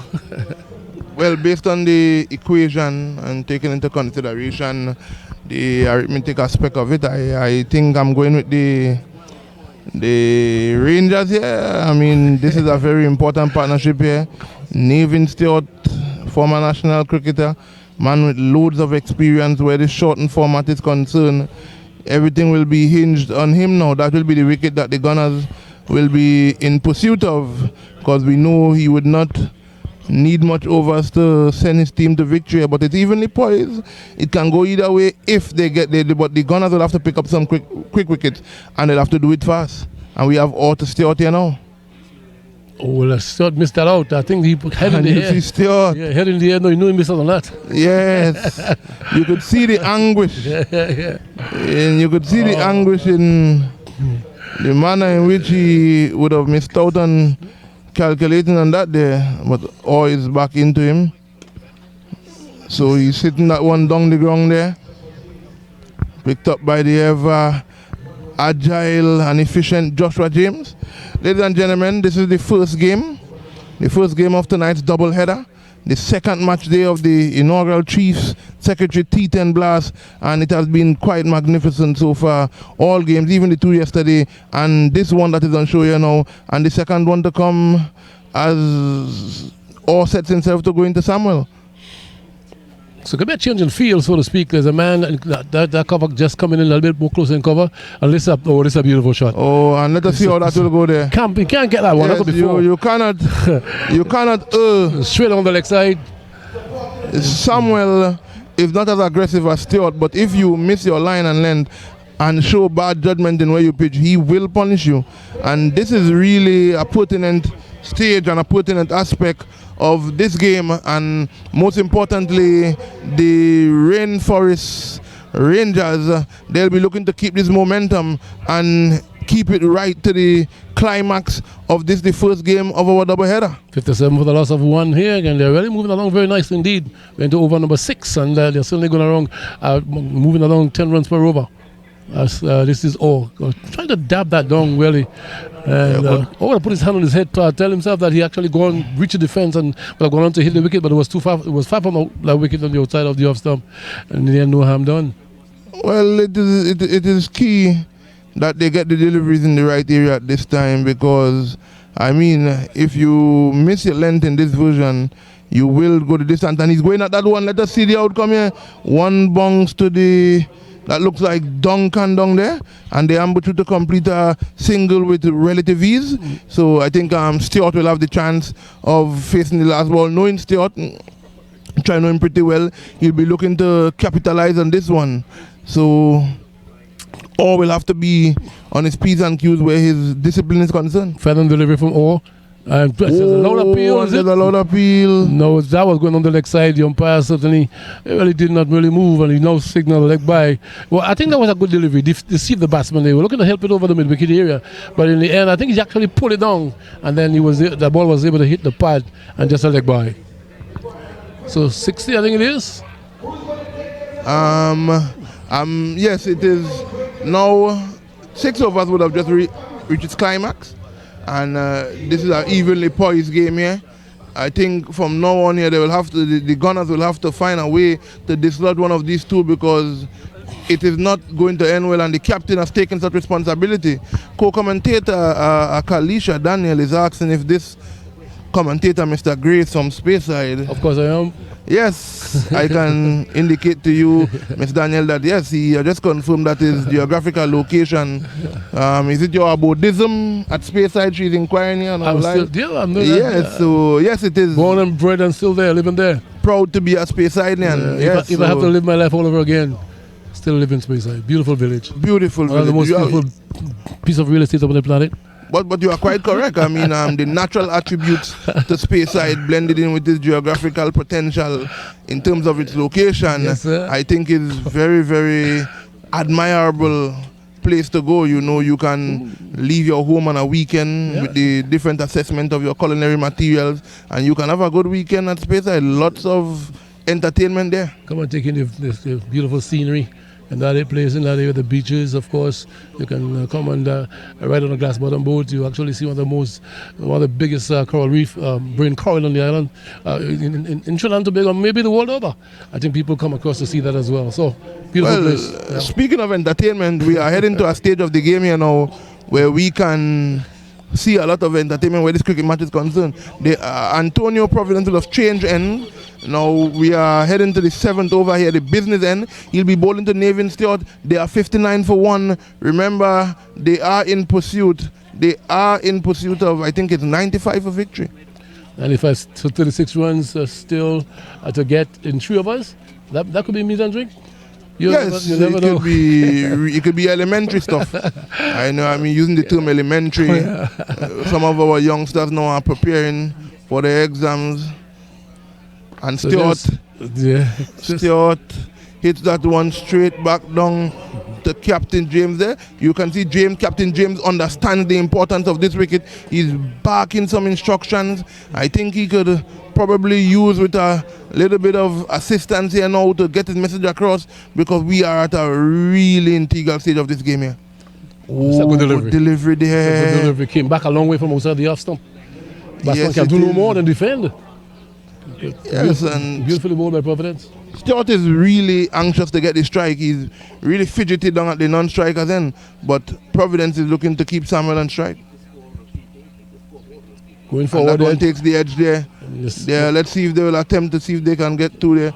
No, and I think Stewart wants to really stamp his authority on the game here. He has the ability, he has the experience, and he has the know-it-all. So let's see how this will go. And as you can see, young Duncan coming down here to have really attacking point of the game. This is an important part of the field here. It tends to be one of the more action areas. So there is a big drive. And That Stewart, should go for 6. Is it gone? Just look at the umpire. No, it's gone for 4. Just one bounce. So Stewart, that was the man himself. That's the man himself. he wasn't, no, he wasn't in total control of that, but it goes to show you the power of the man. Yeah. That even a miss hit will still go the distance. Well, he- I think Stewart is really zoning in here now. He's on 31 Stewart, and of course there are 65 for loss of 1. Still 30 runs remaining. And Stewart, And Stewart that's goes again, Navin Stewart. That's gone. Navin All Stewart over is putting the on a place. clinic here. That's gone. Well, tremendous shot. He just picked that up, and with a minimum of effort, he just lifted that back over the bowler's head. And he's gone for 6. And we are now drawn by Alden Daniel here, one of our top cricketers, one of our best prospects. I think he was carried to play for this team in this tournament, but for some reason he's not here. Right, so Stewart is definitely, he's on the go here at this point in time. This delivery was now pitched up, and he certainly just couldn't make much about that. He just placed it back up the track, the bowler fields, and there's no run. So it's 71 for loss of 1 over number 8. So 2 overs remaining here, is it? Yeah, 2 overs remaining. Let us wait and see the latter part of this game here. So Alden Daniel, you are tuned into Tobago Sports Live. You know you are one of our more productive players. Would you, Mr. Gray, would you have any knowledge on Alden Daniel? Top quality right-hand batsman. I do know of him. Yes, and because, during it's my really time, unfortunate that he's not here. very unfortunate. Oh, well, I mean, it happens. Maybe next time around we might be able to see him, as the case may be. But of course, I think people want to see his physical presence and so on, because a number of people don't know him really. Yes. So we are looking to see how things will climax here. Really entertaining end to the first game of tonight's doubleheader. We are looking to see who will be victorious here tonight. Remember, these teams lost their first game, so it is really important that one of them get on the victory board here tonight. And so far, the Gunners has to deal with Navin Stewart if they want to entertain the thoughts of victory. So here is Orr bowling his second over, and that was drive up on the offside. Well picked, misfield in the end, looking to gather the ball and then trying to throw at the same time. They are really disappointed at this misfield, because I take it that they want to target Samuel.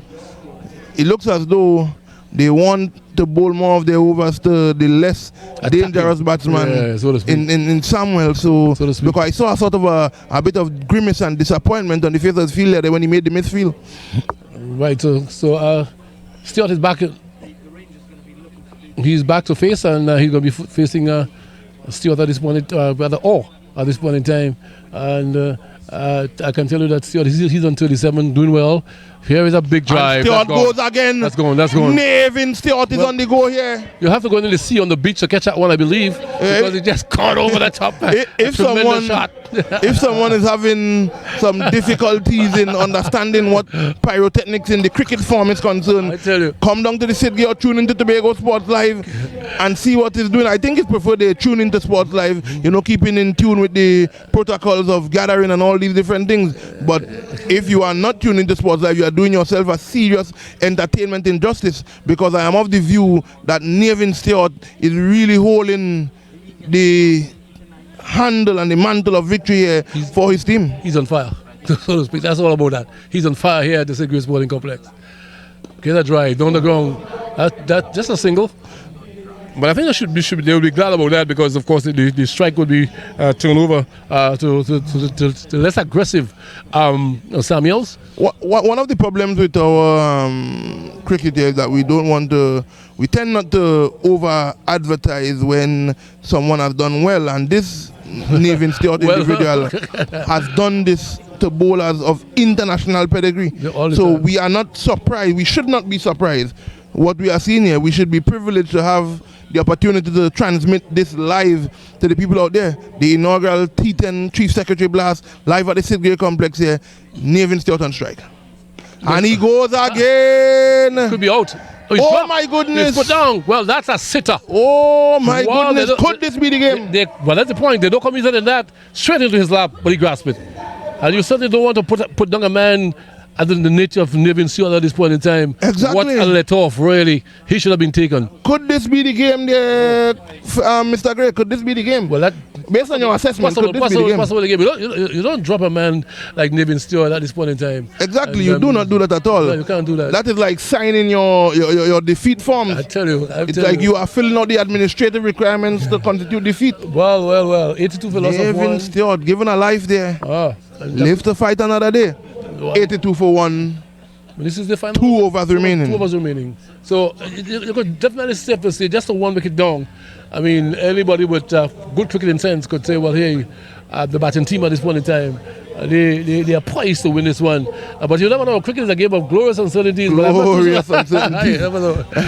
I don't think I think of all the competitive sport, cricket is one where you should really comment when it is sure. All the time, yeah. Because I've seen some turns, even as when you think you may tell yourself that defeat or victory is sure for a specific team, and you will have to end up consuming your words. Yeah, so 13 to win. I don't think we want to be recipient of consuming our own words, so let us see how it will go. 13 to win in 2 overs.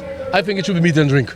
It should be meat and drink. I think I'm going to echo and corroborate your utterances and confirm that this should be the old adage of the lady starting to sing. I think by now her band is fully well warm. Or am I going too far, co-commentator? No, you're not going too far. Obviously, you're not. But of course, the captain takes the responsibility on his own shoulders. He's going to come into the attack now.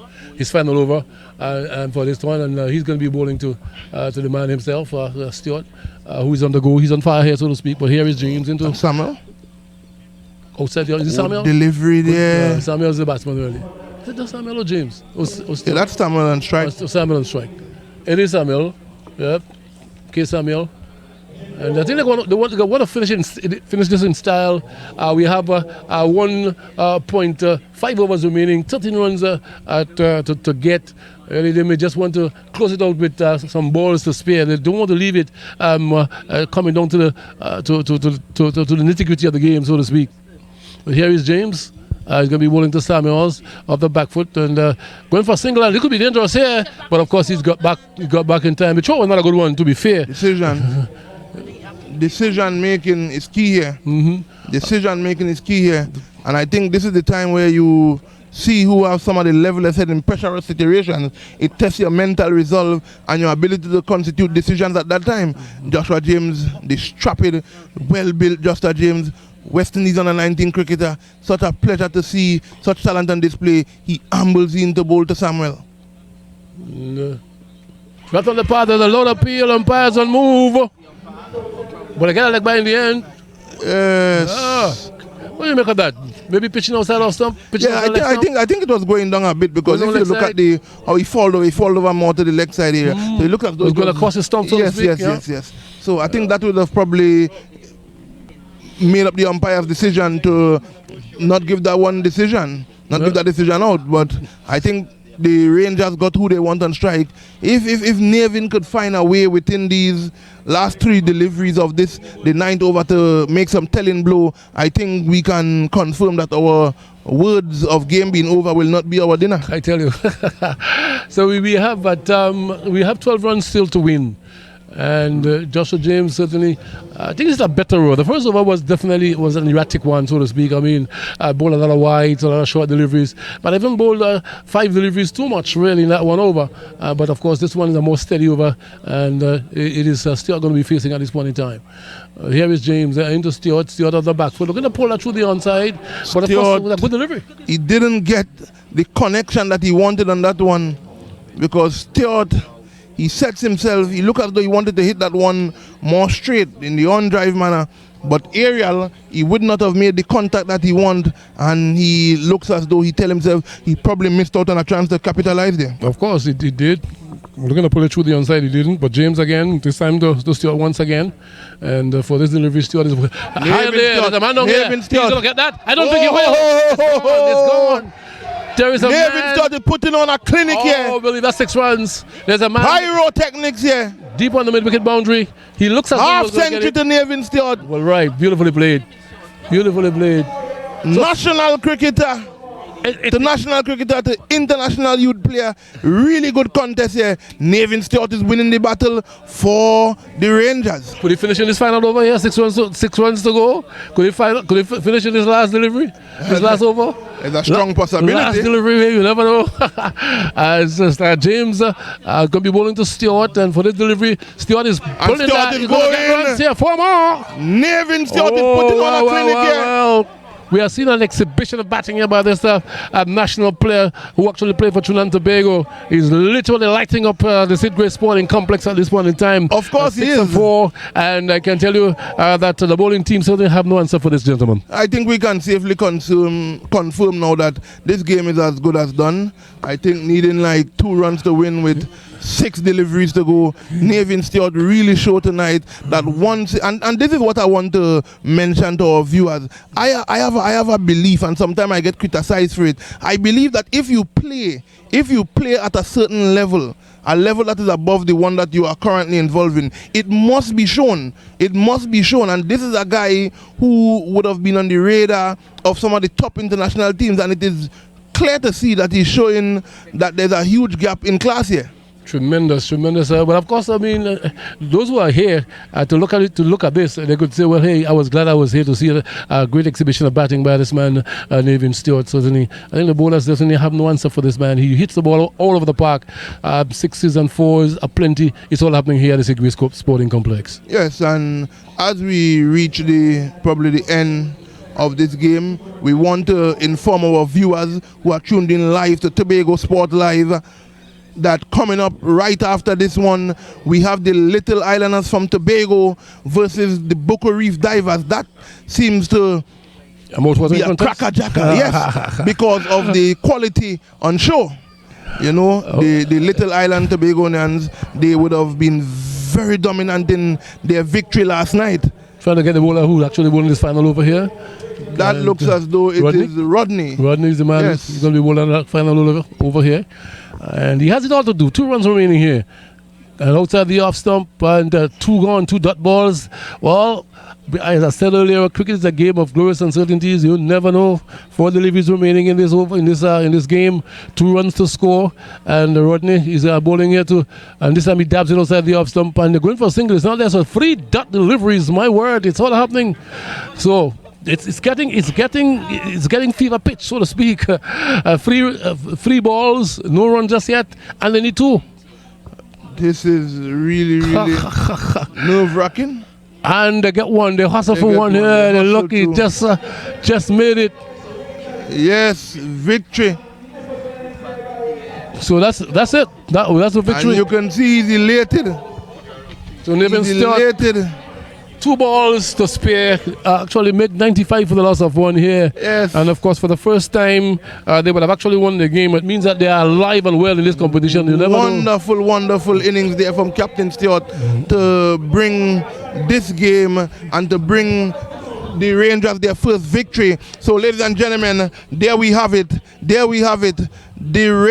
Rangers from the Forest would have been victorious in their pursuit of 95 for victory, set by the Fort King George Gunners, led by a brilliant captain innings and supported well by Samuels from Nevin Stewart. 55, it is to be a bit more exact, and Nevin Stewart, he has led his team from the front. He has held his bat right down to the end, and this is what you want to see from men with the caliber of experience and exposure such as Nevin Stewart. Lead the youngsters to victory, and I know the Rangers, they are elated right now. So an emphatic victory, so to speak. I mean, winning by 9 wickets in this competition, it speaks volume here for the Rangers, and certainly can lift their head high. And having lost the first game in this contest, they have actually come back here in the second contest. So it's a good win for them, and certainly can pat themselves on the back for a job well done here at the Sidgway Sporting Complex. That I can confirm.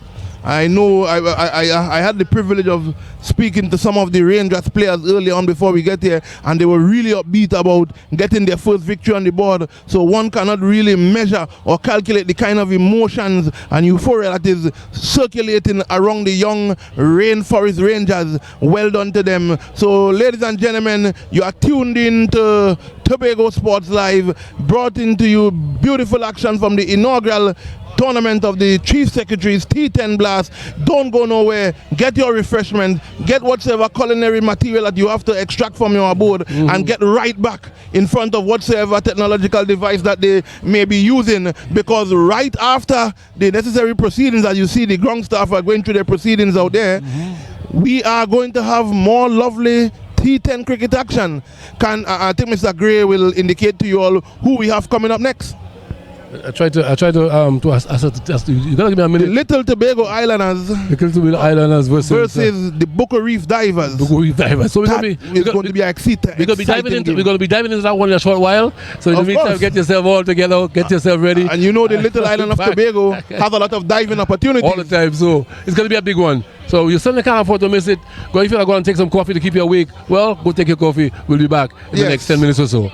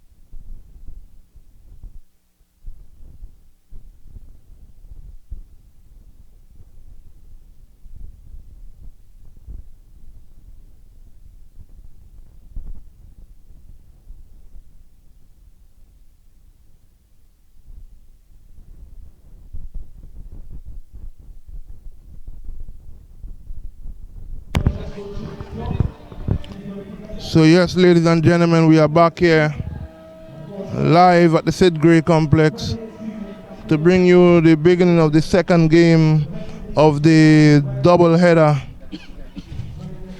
We have here the victorious Little Tobago Islanders from the first game of last night against the Boca Reef Divers. Boca Reef Divers will be taking first strike. We have Joshua Stewart to Jaron Alfred. Well, welcome back. The game will actually start off, and of course, they're very fast and furious. Don't have any much time to breathe, so to speak. But these divers, they actually batting first. Just very curious to know who actually won the toss and what was the end of it. I think the Islanders won the toss and they inserted the divers from Boca. All right. So we'll be having Stewart. This is Jay Stewart. But that would have, it would have been a great catch. Oh, it would have been a great catch, but of course that would have been a wonderful catch there. Had to dive away there in the end. And once the ball hit the hand and the elbow hit the turf, the ball bobbles out really. So they can't fault him for that. Yes. So good start here from Joshua Stewart, a very experienced campaigner. Would have applied his trade abroad and even at the top division in Trinidad. So he's no fly-by-night seamer, and he's bowling to one of the better all-rounders going around the game nationally now in Jaron Alfred. So good delivery, Alfred on the back foot and plays him on the offside. Quick single tackle there. But that's a good bit of feeling as well. Complete that one with a certain amount of ease. Good bit of feeling, but of course the single is taken. But of course, good running between the wickets. Of course, this is what you need to do in this limited overs game. Really, the judgment of a single had to be very spot on. Yes, you have to take your chances because as this is the shortest of all format where the game is concerned, even shorter than the T20 as we know, you don't have much room for errors. So still left arm over the wicket, good delivery there. They want to rise on Providence there. But he did well in the end. Yeah, they were aware, they maintained their awareness to come through to complete a relatively easy single, and the score is now 3 runs for the loss of no wicket. We are in over number 1 of the second game tonight. This is the second game of tonight's doubleheader. The first one just concluded. If you are just tuning in, the Rangers would have defeated the Gunners, and we are watching the experienced left-arm seamer Joshua Stewart as he stands up at the top of his mark and he's ambling and he's on his way to bowl to Jaron Alfred.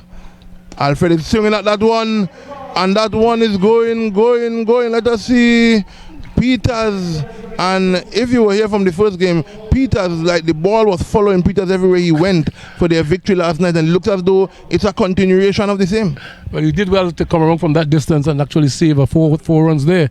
But I mean, we need to understand that this outfield is a little bit slow because of the consistent bit of rain we were having. But of course, but in the end, it was a good bit of feeling there by the man on the longer boundary.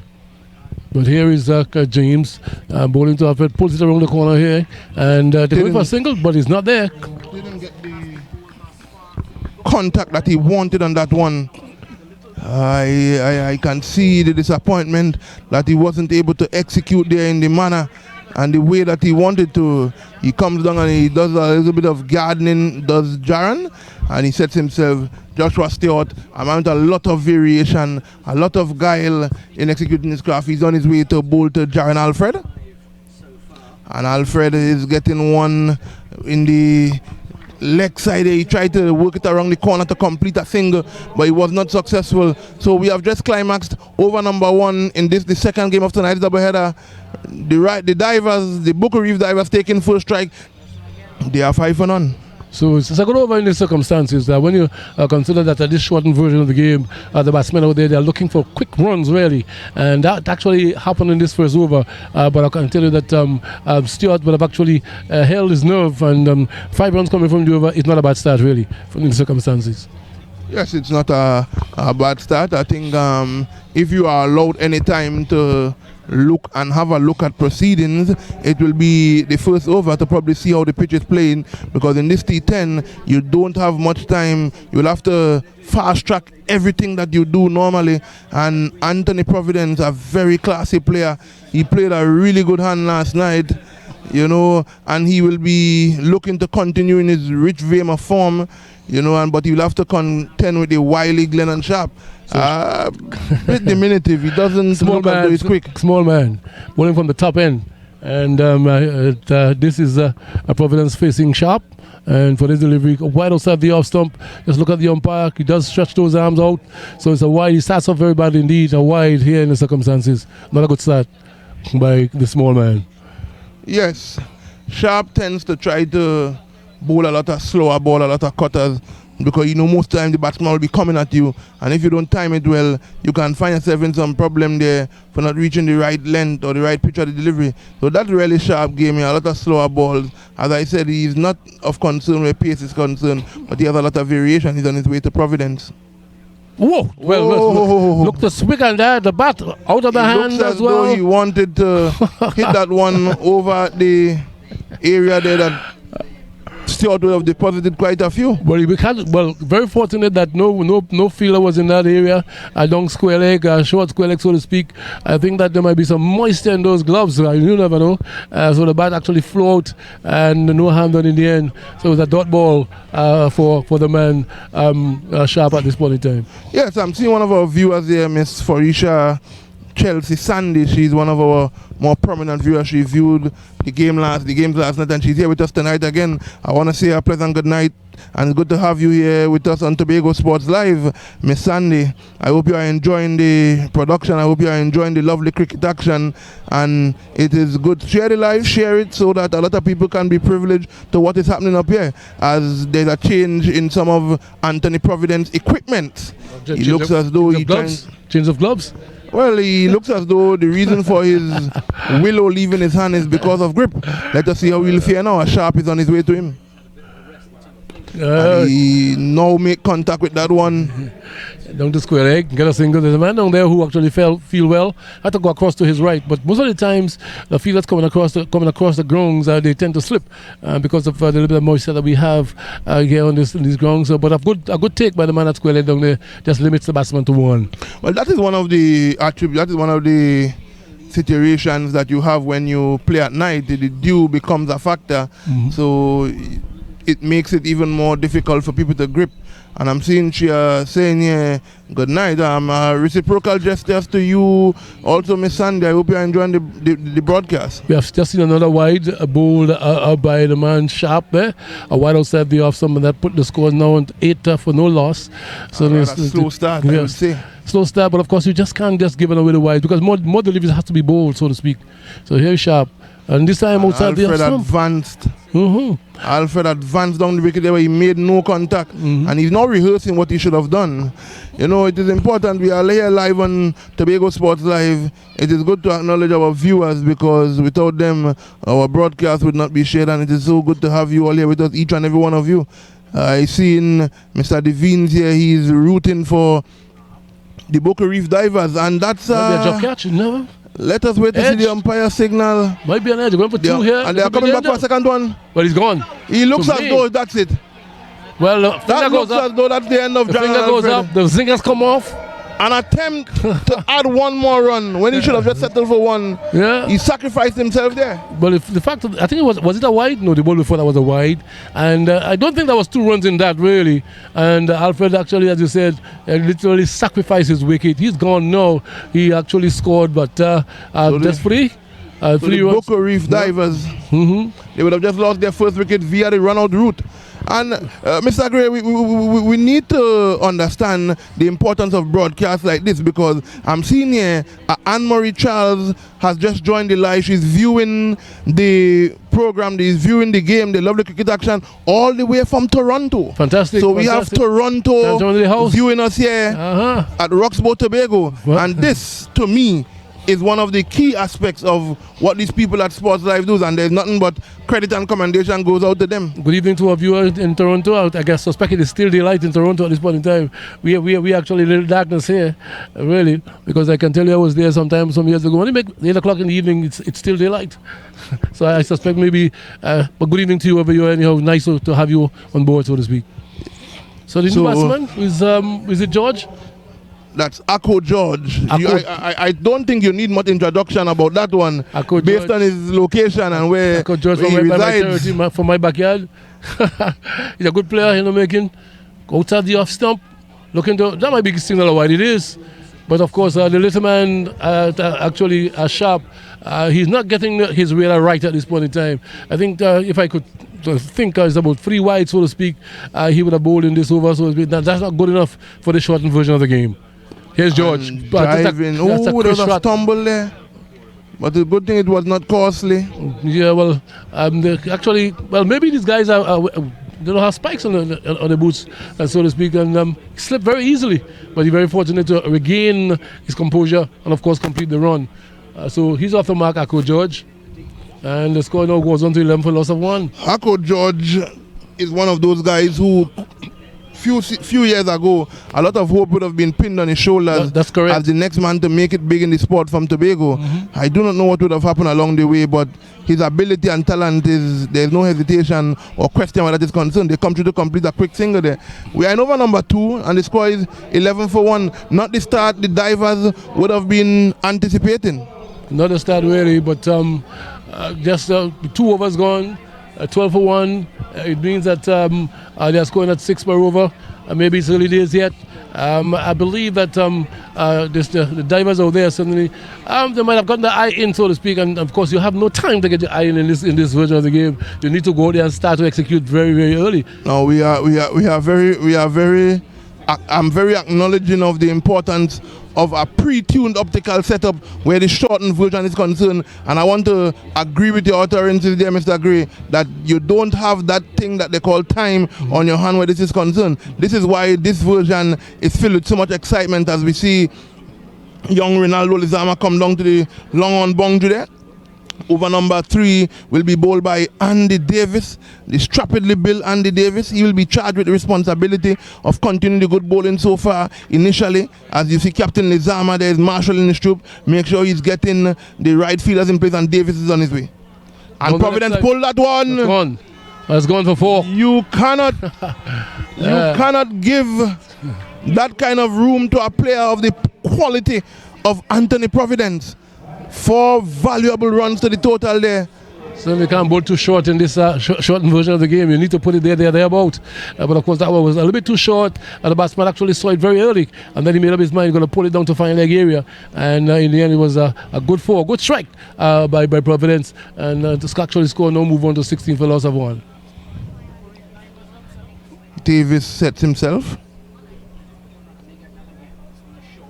And that one looks like it's short and wide. Could be a white, color white. I'm trying to get the umpire's name at this point in time. You're going to tell me in a moment who they are. So here is Davis. Providence, another wide, is it? Well, it's a double wide. So they can't afford to do that here. You're giving away cheap runs, I want to believe. Exactly. This is a lot of charitable stuff from Davis here. Apparently Davis is still in the giving mood, and we have not arrived at that season yet. So here is Davis. Providence is that one is peeling off the outside edge. Let us see what will be the outcome. It looks as though it will have just been retrieved there. We have just been joined by another cricketer who I thought would have been picked up in this draft, Keelan Hamilton. That's one of our next talent on this island. I do not know how he was not in the draft for the selection. Good to see Mr. Hamilton is tuning here with us as Davis is on his way to Providence. Outside the off stump. Providence just left that one alone. Fortunately to get away with that. Was outside the off stump, and so there a dot ball. 22 for loss of 1. Really, the divers looking to push along. Well, this time it's going to be a wide. Too many wides. Yes, I think that Davis needs to really try and work on his line and his length. He's really throwing the whole plot of economical bowling out the window here, and because they would have started so well. But of course, it's beyond me to see a finger spinner at this point in time bowling all these wides really. You might give a little bit of leeway to the wrist spinner, but the finger spinner to bowl wide. Exactly, he's supposed to have a bit more control, being a finger spinner, but it looks as though he's having some difficulties in gripping the ball as Ako George takes his mark to face up to Davis. As you said, Ako George, a fellow who had some good reputation in his time. He's still a young man, though. Still a young man. I think that he has a little bit of future behind him as well. I think cut away and going to get runs. Let us see what will become of that one. They were able to stop it. Apparently, a lot of these bookmen are versed in the sport of football. You can see they have replaced their main feeling object, which was supposed to be the hand, with some of their feet, and it's good to see such versatility. Yeah, I had to use their skill, both hand and foot, down there in the boundary. 26 for 1. 26 for 1 over number 3. Over number 3 in progress here, and I see Providence is receiving some serious support here from our viewers here. Farisha is really sending us support behind Providence. If I'm not mistaken, I think they would have shared the same academic institution, so she's very well aware and knowledgeable of the quality of Anthony Providence. So over number 3 will have just climaxed there, Mr. Gray. Yes. What do you think? Do you think that is where the Divers would have wanted to be? Do you think they are probably 10 or probably 20 runs short of their intended total? I think that the Islanders and them would not be too disappointed at that. I think that about 4 runs short at this point in time. I suspect that when you just begin this game, 10 runs per over per start is definitely what is required, what you need. But of course, 26 in 3 overs, I think they're about 4 to 5 runs a little bit too short. But of course, just the 1 wicket has gone, and maybe they certainly have time to adjust. You never know what will happen as this game continues. So changing bowling on the far side as well. Glenn Sharp looks as though he will bowl out. Continue, yeah. He looks as though he will complete his allotted 2. He'll be bowling to the classy Providence. Let's see how it will go. And Providence is hitting that one back. Let's see. Was looking to hit that through mid-wicket area, but I think the ball was a little bit, but he held it back, so to speak, and the ball just hit the bottom of the bat and trickles out on the offside. Yes, he wasn't in control. So it's a moral victory there for the bowler. Yes, moral indeed. The captain himself made the field there. Captain himself made the stop there. So still 26 for loss of 1. A Sharp. Providence swinging at that one. Literally tugging that one through the onside. I don't think that he actually connected as he would have liked. And in the end, a dot ball. Well, a single taken? Yes, a single was taken there. Really, I was looking at the fielder. I was collecting the ball at the point in time. Did not actually see when the batsman went through. So Ako George now he's going to be on strike against Sharp. Left arm coming over the wicket, around the wicket, I think. Yeah, around the wicket, Sharp. Let's see. So it looks as though he will be staying over. We have a stoppage there a little bit for maybe there's some adjustments in the field. To the field, yeah. There's a man going down way back on the boundary at the long on area down there. Trying to give himself all the opportunity in case Ako launches it down there. And yes, our viewers keep coming in. They are coming in, and Ako George goes down the ground. And one of our viewers that would have now beautiful shot, joined us there. Beautiful shot. Victor Charles. Beautiful shot from Miami. Is in the house. We have Miami tuned in here, and I think that shot, that beautiful shot that Ako George just played down the ground there. I think Victor Charles, you tuned in just in time to see such quality shot. Beautifully executed by Ako George, just down the ground. No sort of power in that, really, but just timing and placement. That's the class of the man. Oh, really? Outside of some, that could be signal wide, and it is. I think one of the credits given to Ako George, even in his younger days, is that he seemed to have so much time on his hands when playing the deliveries, when playing the shots. I played with him at the youth level, so I would have had hands-on approach. He was miles above his age group, this man Ako George. It's so disheartening as a cricket fan to see that he would have lost interest in any major achievement where the sport is concerned. You're right about that. I think the entire Tobago would have had high regards for the man that he would have reached to a place where he might have been, might have excelled. But of course, that is not to be. And a situation like that, it happens. But here's a beautiful cut shot. Look at the class beautiful of the man called Ako George. Timing and placement. Beautifully played. They're coming for a quick single there. Double. 2 runs in that. Well, additional to the first single. Oh, and Ako is showing his class here. You know, Ako reminds me of a young West Indies batsman, Adrian Barrett. start with so much potential, Make a so century- much class, Century and test debut. exactly against Australia, Yeah. India, Australia. The Gabba to be a bit more specific, if I'm not mistaken. Yep. And all of a sudden, Eve just would have disappeared from the circuit. Oh. You know, so it goes to show that sometimes when you spot the talent, at Akko George, Akko George, This is Akko. Akko George. Effortless. He's I can tell you. confirming. Literally. He's confirming What a class all that act has he been is. said about him here. What a class act is this young man. Yes. My word, he just picked I that up. wonder. And he has I lifted it. wonder. Sometimes when I see men roll back the years like this, young talent like this, it hurts my cricketing I tell you, heart man. to see that their cricket are restricted to Tobago and Saturdays and Sundays. Beautiful shot there. Sharp is under some pressure as he comes in. Oh, let us see the umpire Is he decision. giving out? Is he Let us see giving the out? decision No. here. No, And no. umpire said not out. But to be fair, it was a full toss, and maybe he might have just beaten off stump. And I think he missed out on that, Akko. And in the end, a leg by signal. So 41 for loss of 1 in over number 6 it is. Over number 6. Over number 4 has just been climaxed. No, number 4. So 6.4, 6.0 over remaining. Yes.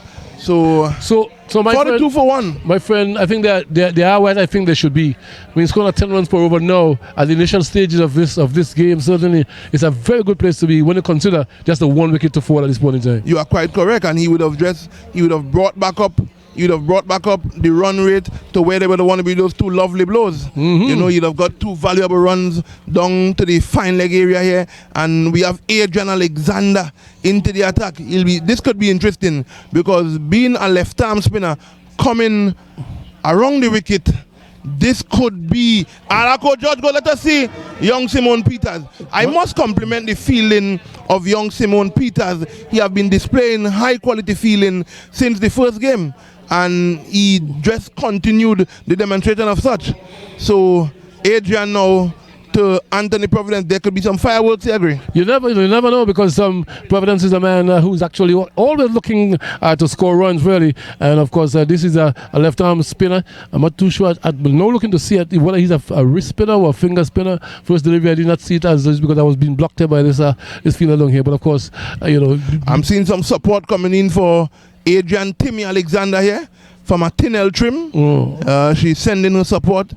Again, because of this beautiful production here on Tobago Sports Live, the vision of the crew and their passion for showcasing talent in Tobago in all sport, not just cricket alone. Cricket is what we have tonight, but they have been doing this for quite a while now, and I can say it's something that these youngsters benefit from holistically. As we watch Alexander into Akko George, and he missed that one there. He did not get up. Wide. I think he was looking for it to get up to him a little bit to be able to execute the shot, but he just did not rise. He couldn't reach that. He's signal wide, 2 wide outside the off stump, and of course, as I said, too many wides here at this point in time. You need to try to curtail all these wides, so you're giving away extra runs and extra deliveries as well. Akko punching that one, and Lizama here. Coming back for 2. 2 was on because he slipped in the process. But I don't think the other batsman of good pick up. Providence was alert enough. Yes, we have just been joined by another talented cricketer on our island here. Unfortunately, he's not here. Herschel Guy. Yes, Mr. Guy, it is good to have you here with us on Tobago Sports Live, and I will adhere to your requests in terms of keeping up the necessary commentary. So, yes. So 46 for the loss of 1, and here is Providence. And he's getting back to pull that one. Rather ambitious of Alexander to ask the umpire a question there. Too high. And not only high, I think applying the laws of the game, look where Providence was. I would have been in a state of disbelief had that been given. You never know, strange things happen in this game of cricket. Providence goes at that one. Let us see if the fielder will get around in time. That looks like the experienced Joshua Stewart. They would have kept it to just 1. Brought back the dangerous Akko George in strike now. We are 47 for 1. We are at the halfway stage. Over number 5 is in progress. Yeah, so the final delivery coming up in over number 5. And maybe after this we go for a break. So you never know. But here is Alexander. He's going to be bowling to Akko George. And George is looking to cut that. But Again, it didn't get up. Missing that. But a good over in the end. A good over in the end. 47 for loss of 1. Over number 5 will come to an end. So I suspect that we are going to go to our break at this point in time, and because the players have to refresh themselves, and so to speak. So we are in for a thriller here 47 for loss of 1 over number 5. We'll be back very shortly.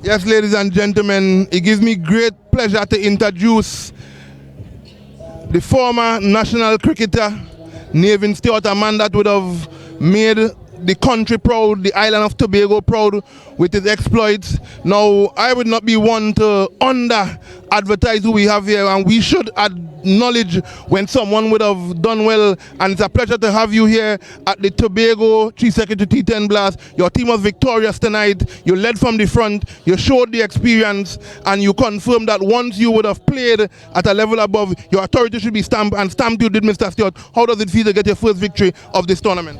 Yeah, man, must say thanks, guys. Thanks for having me. Thanks for the support. It's been a good journey for us. Ever since we selected our squad in the draft, we wanted to make our emphasis and our focus on the youngsters.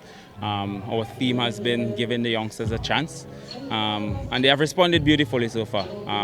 Last night was a bit of a learning curve for us all. I thought they were a bit shocked, guys playing in front of the lights for the first time. The parents, the fans supporting them, they were a bit culture shocked. So I just expressed that, that they relax a bit and soak it in and enjoy it. And today to come and bounce back with a really good victory, clinical performance. I thought we were beautifully set up from our spinners when we bowled first.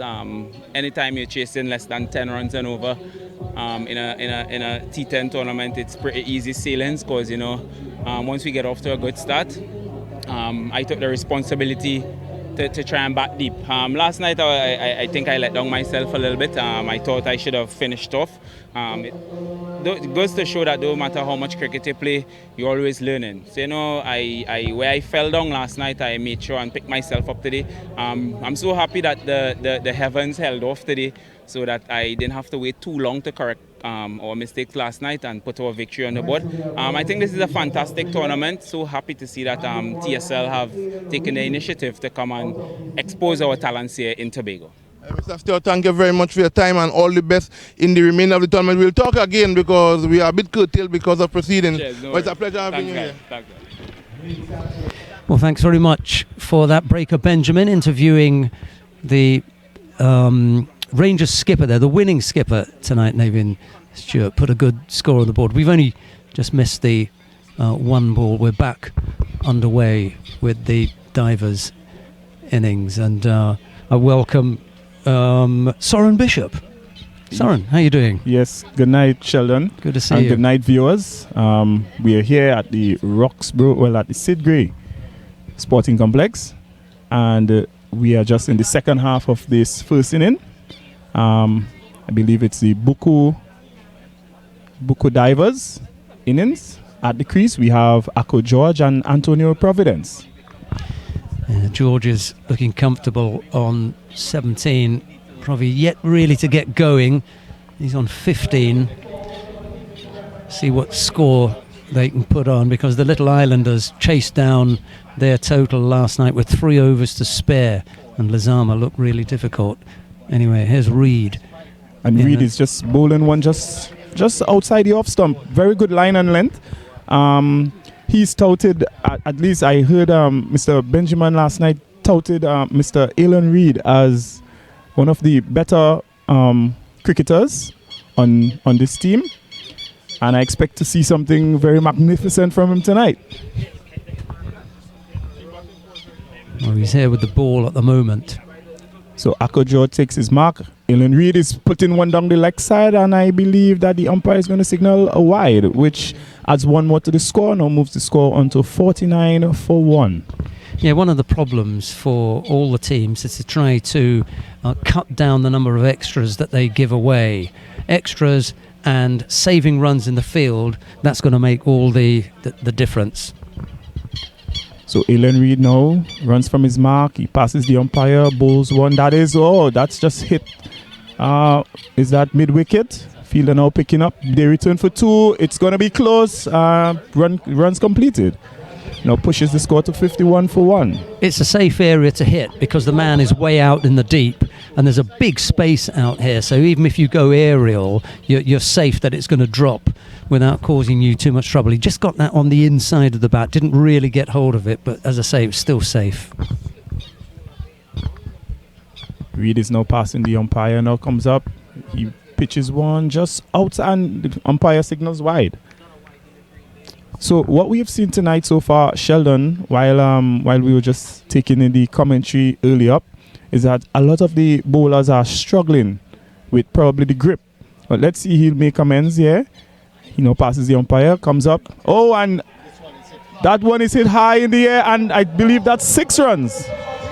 That's a huge hit. Yeah, he got hold of that really well, and you know when it's in the slot because he didn't have to move his feet. He didn't chip down the wicket. He just stood and delivered, so it was right in his hitting zone. Yes, so Akko connects. Mr. Reed has been plummeled out of the ground as he now leaves his mark, comes past the umpire. He bowls. Next one is, that one is very high. It's going to drop safely. He did not connect on that one, Sheldon. It would have been a good catch. It was over the fielder's head. He had to run looking over his shoulder, and when he did dive, he managed to get a hand to it, but I'm not going to put that down as a full-blooded chance. That was a very, very difficult one. Yes. Are you going to say this was an expensive over? This was over number 6. And the run rate, they're going at 10 runs on over, and they are 60 for 1. He had... there was the one big hit from Akko in there that went for 6, and apart from that was a reasonable over. You are going to get a few overs that are going to go for 13, 14, 15. You have to expect that. So yeah, Reed has come on, he's bowled 1 over for 13, but in all honesty, there was really one ball where he got lost. Apart from that, it wasn't that bad. We've got Adrian Alexander down at this end now, and he is going to be bowling a left arm spin. He's going to come around the wicket. Oh, and he's been struck. There, it's a loud appeal, and he's given. He is gone. So that was an immediate breakthrough there for Mr. Alexander. He took his time, didn't he, the umpire? I think it's Lester Elaine at this end, and he didn't want to give that quickly. Thought about it, had a look, and said, yep. Okay, that's going to hit. So Providence is gone, and coming to the wicket is it Kafiba McKenna? It looks like him. Was that Freedom McKenna. Freedom McKenna. Yeah. That's the big hitter from Roxborough. Well, no wonder there was a big cheer. And there isn't the kind of crowd that you normally get when you come up to Roxborough. There are a few people in, and because of the circumstances, we've got the COVID protocols in place, so you haven't got the same kind of crowd that you normally would, and I'm sure that McKenna would have had an even bigger welcome. It's 2 down for 60. This is still a good position. We're in over number 7. Over number 7, and I still think that there's plenty to come from the Bucca Reef Divers. Now, Sheldon, if Freedom gets going here, it's going to be a lot of trouble here. Well, he got going pretty quickly last night. I think he was out after the second ball. So it could have been a first ball anyway. Here's Alexander. And he's just getting one outside here, and he's off for an easy single to get off the mark. Yeah, well, George was halfway down the track there, wasn't he? He was very quick to react to that. And as a batsman who's just come in, you want to get off strike. You want your first touch to be one that gets you off strike. You just push that out into the offside, and George responded quickly. They took 1 run. Well, sensibly, he's going to put the man who is going on strike. And that's Ako George. He's hitting the ball. He's probably seen it better now as Alexander comes around the wicket and he's swinging and missing. Nice take by the keeper. He even managed to have a little stab at the stumps there. Just keeps you safe as a batsman when you know that the keeper is sharp. You've got to be that little bit careful with your footwork. Ako George is up to it. Note well that these are the two sides that won their games yesterday, and it's possibly a top of the table game now. So whoever wins goes to the top. As Alexander is coming around the wicket again. Ako is just checking on his mark there, making sure that he's batting on middle stump. As Alexander comes around the wicket to Ako, and Ako is swinging and missing again. Oh, it's a wide. Well, he had a good sight at that, didn't he? Because you haven't really got pace on the ball from Timmy. So he dropped that short, had a good look at it, and maybe just snatched at it a little bit. And Timmy should not be underestimated as he comes around the wicket to Ako, and Ako is now hitting this one into... What region is that? That's cover region? That's the covers, yeah. Covers. Out into the covers. They run through for 1 run. Now pushes the score to 63 for 2. And as long as you keep the scoreboard ticking over, you're never out of it, because 2 big hits, let's say you get 4 or 5 and over, and you say, well, they've only got 4 or 5. Well, 2 or 3 big hits in the next over pulls you back. Oh, and he's hitting that one to mid-wicket, and that's 4 runs. Yeah. Oh, didn't I say if Freedom gets going, he's going to be a handful? And we said all you had to do was to wait for 1 or 2 big hits. Just hit the bad ball. Alexander pulled that down. It was a little bit too short. He was able to pivot and pull that in between the 2 men who are out on the boundary. Went right in between both of them. We've got 1 ball left in this over as well. As Alexander leaves his mark again, he comes around the wicket to Freedom, and Freedom is having it's a dipper. That was a subtle ball there. Yeah, that one just tipped on him late. Yeah, just died on him. Yes. And at the end of over number 7, we have the Booker Reef Divers at 67 for 2. With 3 overs to go, which is approximately 18 balls, we are estimating that with the current run rate, that they should get just over 100. You just feel with that last ball that he had enough time to have a look at it and should have put that one away. So that's a missed opportunity. It hung in the air for a while and then died right at the end. But he would be looking back at that and kicking himself, thinking, I should have put that one away. Well, the good thing about it, Sheldon, that he's there to face the next over. So yeah, that's true. Right, 67 for 2. Extras are 15. That's just 12 too many for me, really.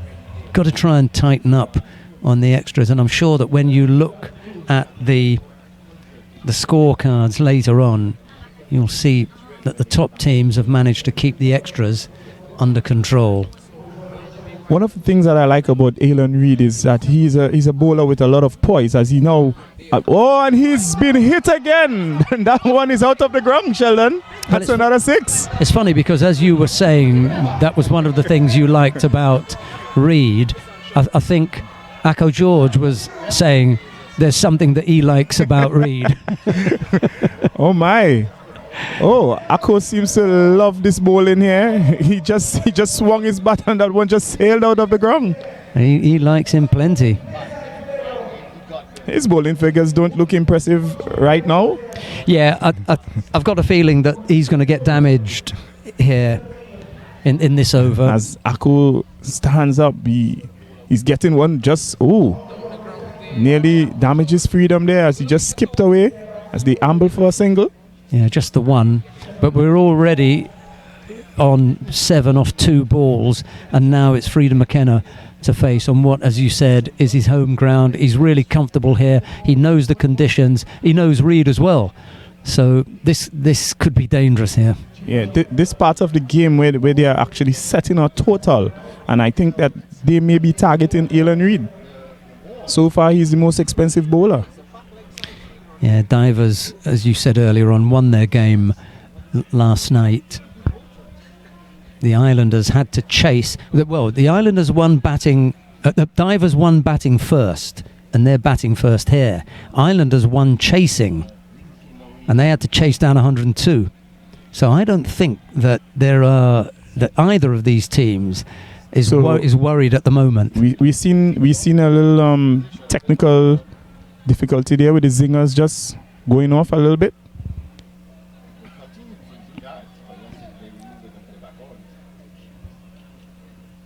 Oh, and Freedom is just flicking that one off his legs to deep square leg for one.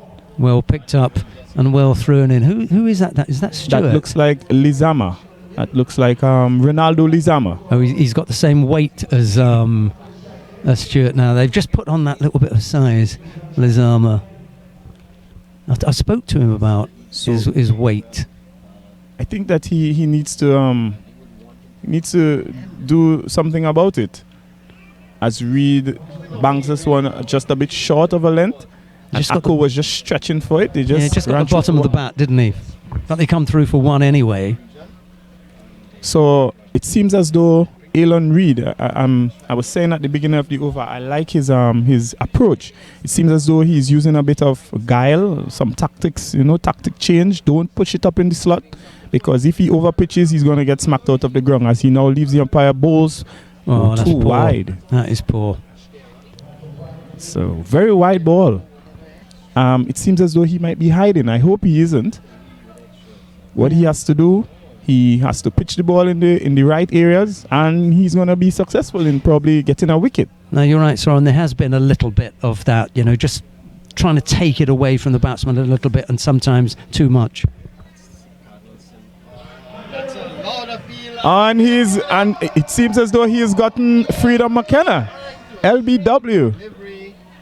It was a good delivery. I spoke about pitching the ball in the right area, and you see that it really resulted in the success of Freedom McKenna's wicket. Yeah, I'm not sure, well, how often when you're out LBW are you happy? But I'm not that certain that he's happy with that out. He looked a little bit, put out about it. But I couldn't see anything that was that wrong. It was full, hit him on the pads. He'd come across, he'd come across his stumps. So, unfortunate. So here's another Roxborough icon. This one we know him as Bolivar. Clinton Brooks. I only ever call him Bolivar. And he's a heavy hitter as well, eh? I should really at least give him the proper introduction and call him by his name, but everybody calls him Bolivar, don't they? Yeah.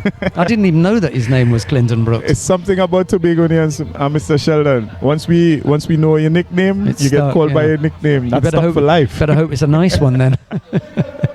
I don't know why he's been called Bolivar, but he takes his mark. I did ask him once, actually. As Elon Reed comes in, pitches one, and he's immediately off the mark. I told you he's not going to waste any time. Yeah, he was another batsman that didn't get off last night. So he's due an innings. And that's the end of the over. It's now 78 for 3. It's not bad. 2 overs to go. They need to get as close to 100 as possible to give themselves a good chance of defending that total. Yeah, I think that the 100 is still on. They haven't gone mental at all and really throwing the bat. They've got wickets in hand, and this is a really good point that Navin Stewart was making. He said, I'm not going to pick 6 or 7 batters because the likelihood of us getting to number 7 is pretty slim.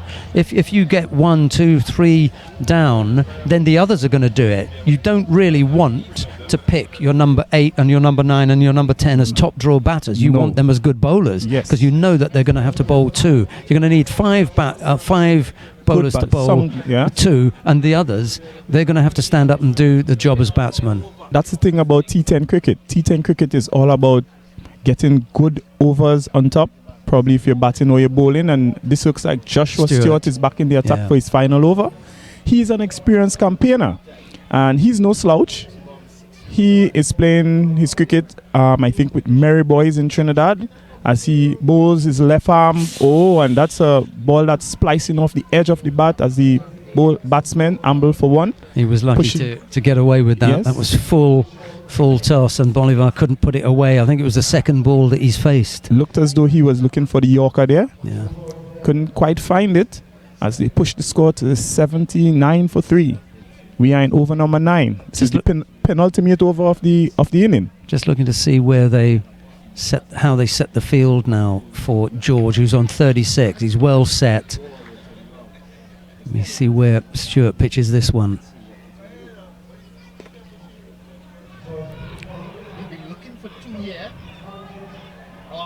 Oh, that was a misfield, and they just come in for the second one. Yeah, the difficulty for George now is that he would have automatically come back for a second with another batsman. But Bolivar, we know that he's not the fastest between the wickets. He's a big fella. And if I'm not mistaken, I think he's the oldest player in the competition. Well. So George just hesitating there a little bit, but there was a misfield, and that allowed them to come through for a second run. If you look at Joshua's bowling, it's very tight as he now passes the umpire. Oh, and that's just a flick and a miss. If you look at his bowling figure so far, it's very economical. It's very useful in these conditions. Yeah, he only went for 6 in his first over. And remember that they're playing under lights. It's the dew is going to be an important factor. With the bowlers just trying to get that grip on the ball.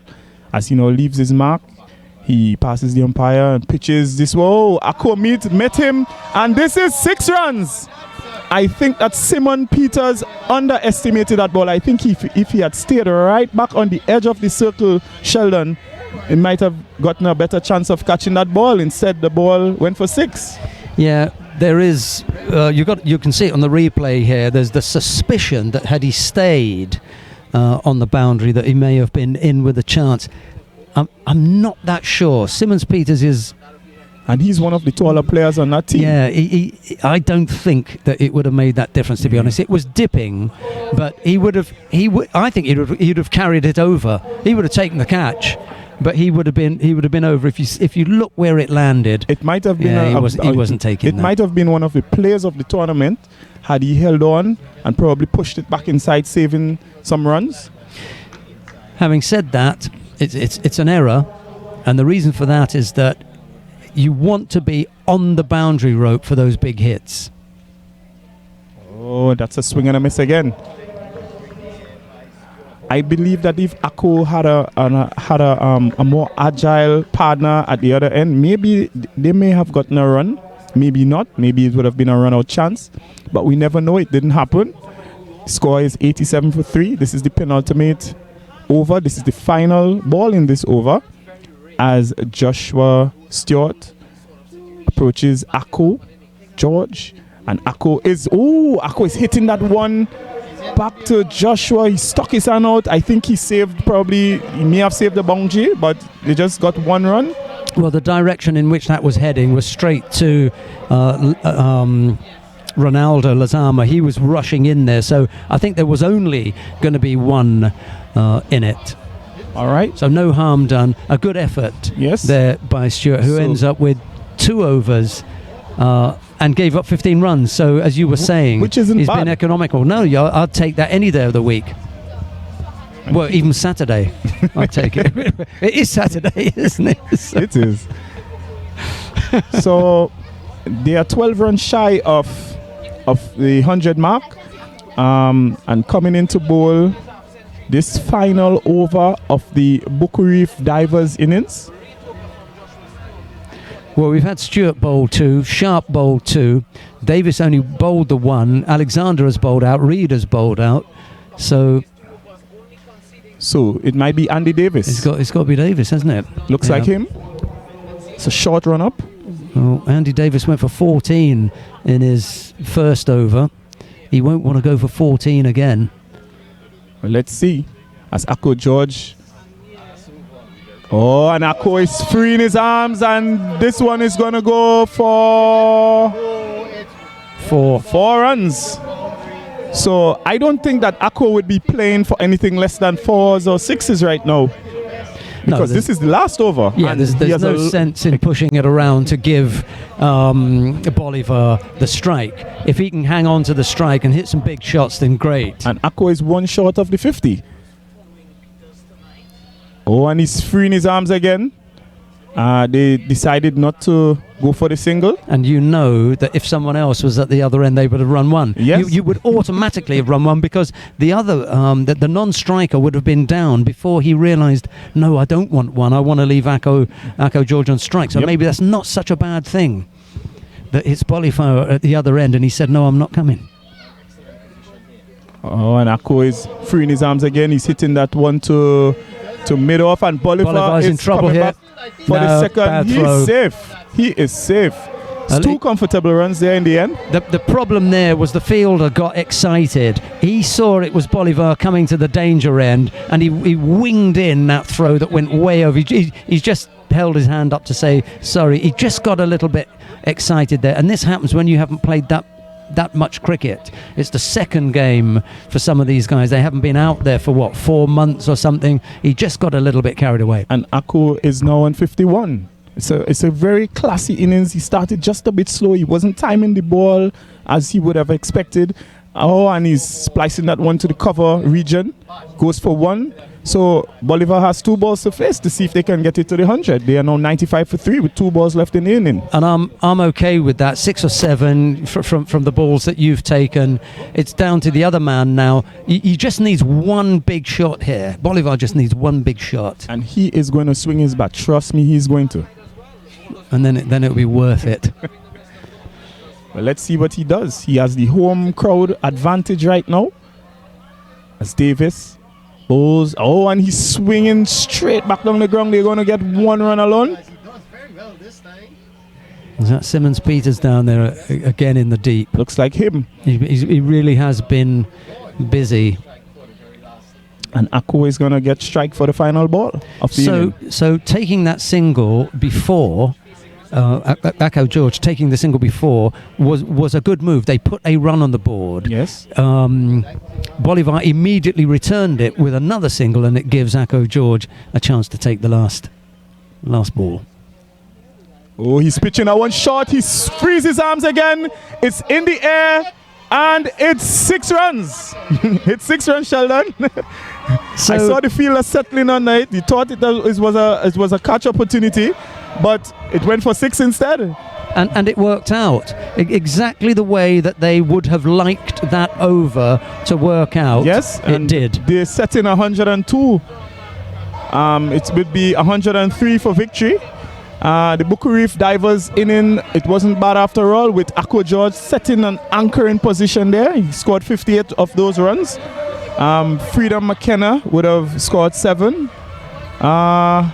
Clinton Brooks would have given them 3 invaluable runs. Runs on the board nevertheless. Isn't that funny that someone's come off with 3, but they've done exactly what they needed to, because at the right time he was able to bring Akko George on strike. Yes. So we're just recapping the innings of the Buku Reef Divers. Jaren Alfred and Antonio Providence would have tried to set the pace. Jaren Alfred, 4 runs. Antonio Providence, 15 runs. We have Akko George in the middle of the inning there with 58 runs. Freedom McKenna with only 6 runs. And Clinton Brooks there with 3 runs. We'll be back after these ads.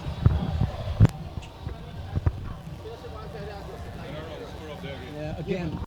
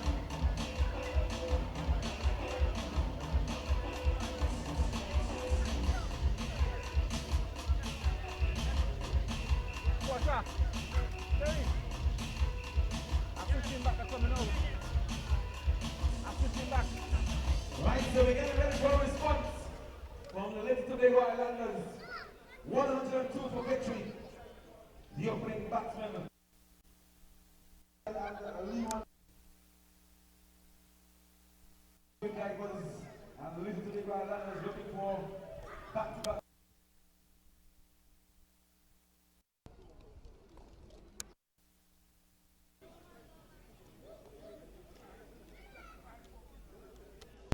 I want to say special thanks to all our sponsors once again.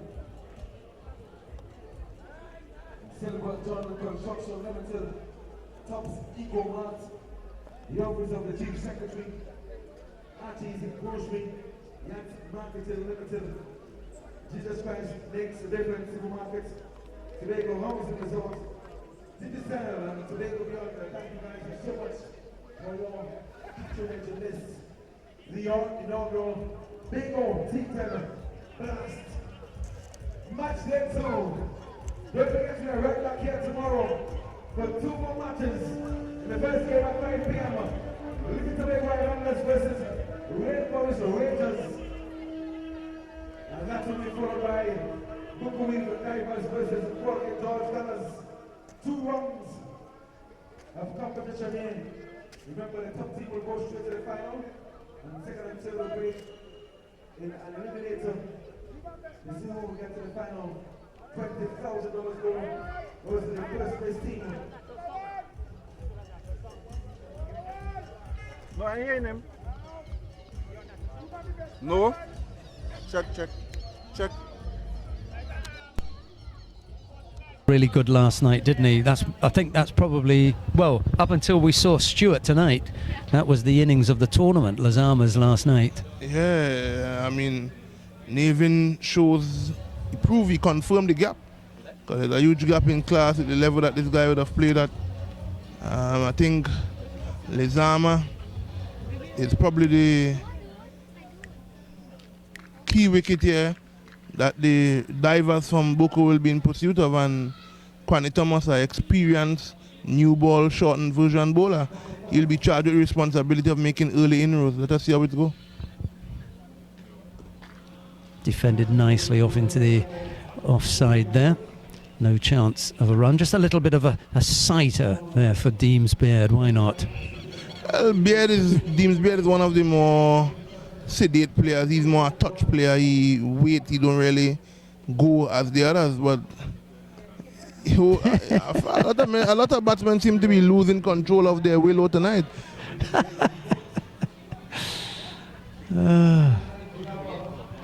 Last time they did that, he had a change of gloves. Let us see what he will attribute to the reason.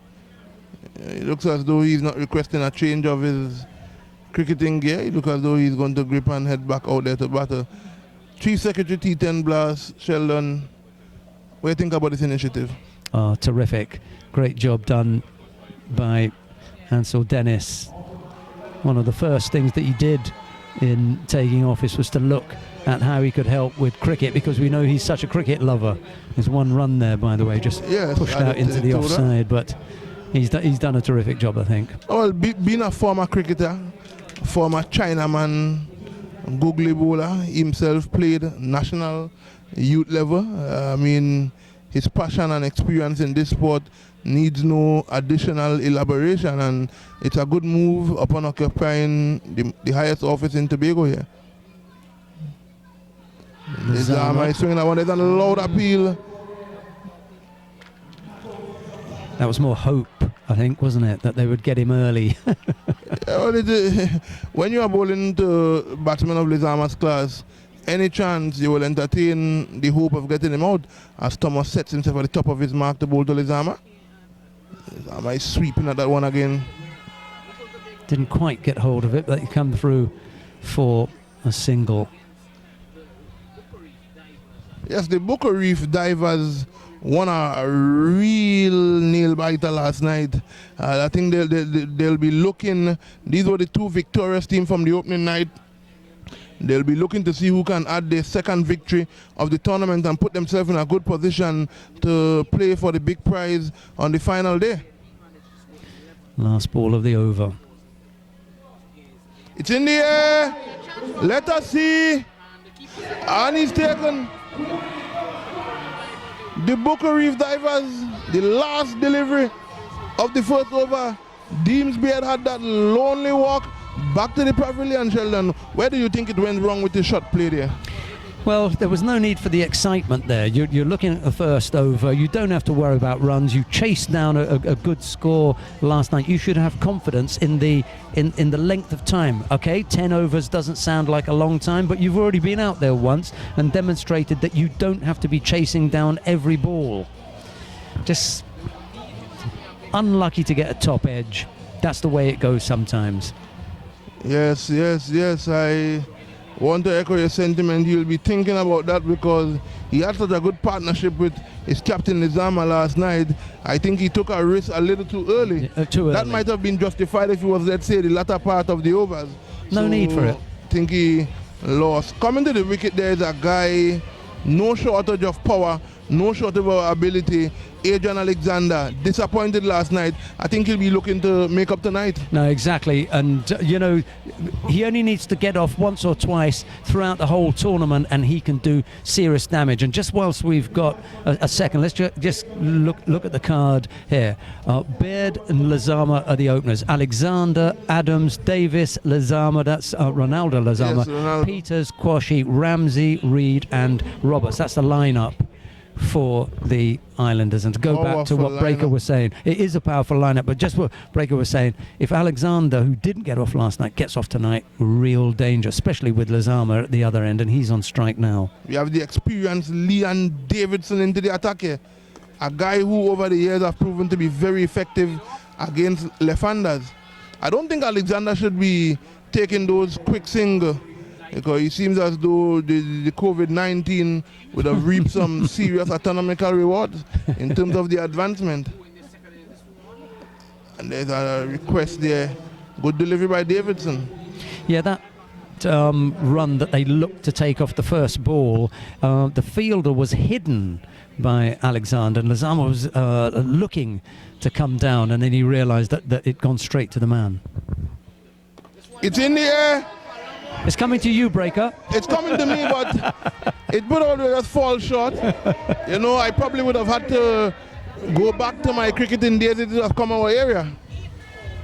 I think that shot there is an indication that Lizama is probably in. I mean, he's coming out of a good knock last night, so his confidence will be high. Yeah, he hit that well, and that was a good 4, 5, 6 feet over the boundary, so no chance of getting caught there. And the man, anyway, he's not on the boundary, so safe shot. Oh, let's see. Let That's us see. gonna He's beat him running, as he's well. running. I want to mention Lizama does it with a certain level of class, a certain level of poise and guile about him. Even the one that went for 6, he kept his composure, he kept his position, and he went all the way. And yet again, he's showing his class here that it's not always about your ability to clear the boundaries, but class still has a place in these shortened versions for beautiful runs there from Lizama. Yeah, he really put that in a spot where the fielder couldn't get to it.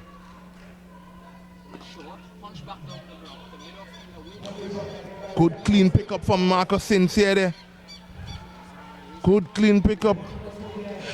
You see, it's important to note, I think, I want to believe that we are really privileged to be here tonight. If one would have kept track with the necessary weather update, we should be thanking our lucky heavens that we are commentating and we are bringing cricket here live on Tobago Sports Live. The weather would have really been generous to us, and so is Lizama and gracing our optical setup with such beautiful shots.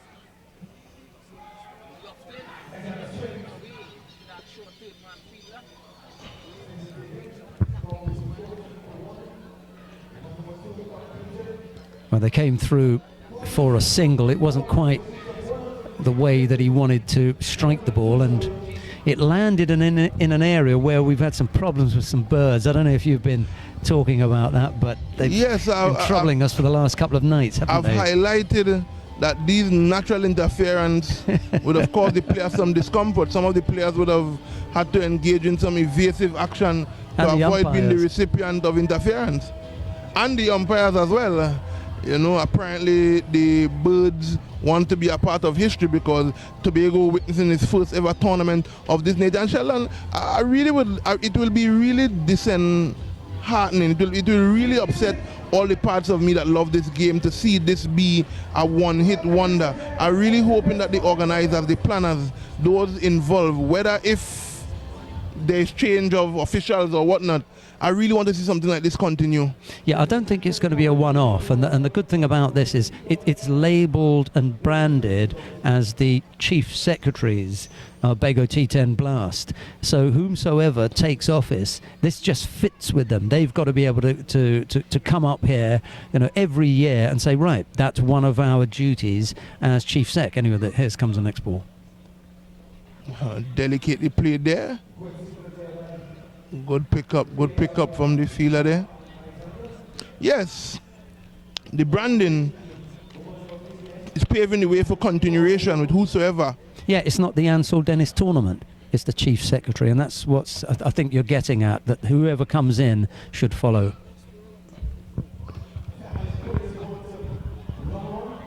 Didn't quite come onto him with the pace that he thought. Yeah, I thought he was a bit cramped for room there to be able to lend his arm to free and give himself more freedom to play the shot. So I see Alexander, he's doing some taking his guard, and Anthony Providence, one shot. Gets past him. And that goes for 4. An attempt by Bolivar there. Down at that boundary there, try to stop the delivery. I think he'd have misread the direction of the ball, and it passed him and went into the boundary. So that's 4 valuable runs there. 6 off 3 balls. Could be a good over. Oh, he's pulled that one short, and Alexander's missed out there. I think I'll be very motivated to agree with you. Normally, on that should have been causing us some form of infrastructural disturbance across here.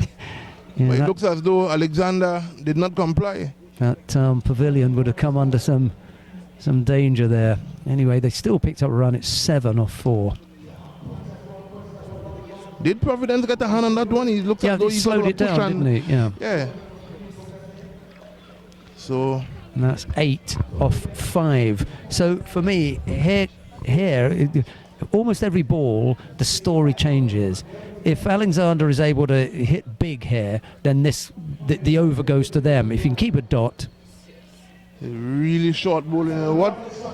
That is poor feeling from Afiba there. Let us see. Now you see what Afiba used to stop the delivery. Now this guy's preferred sport is football, and then he's showing it right there. He realized that his hands would not have been of no use to him now, so he resorted to his soccer skills. Well, 10 off the over. I wouldn't even say that was 50-50. I put that down as a batsman's over. You take 10 off the over, you can feel good about that. Exactly. We just would have arrived at the climax of the third over. Remember, the Islanders need 78 for victory. The Islanders need 78 for victory. 7 overs remaining. I think in terms of the amount of overs that remain, it is not mathematically impossible to see the Islanders getting over the line. I think early wickets will curtail their progress here.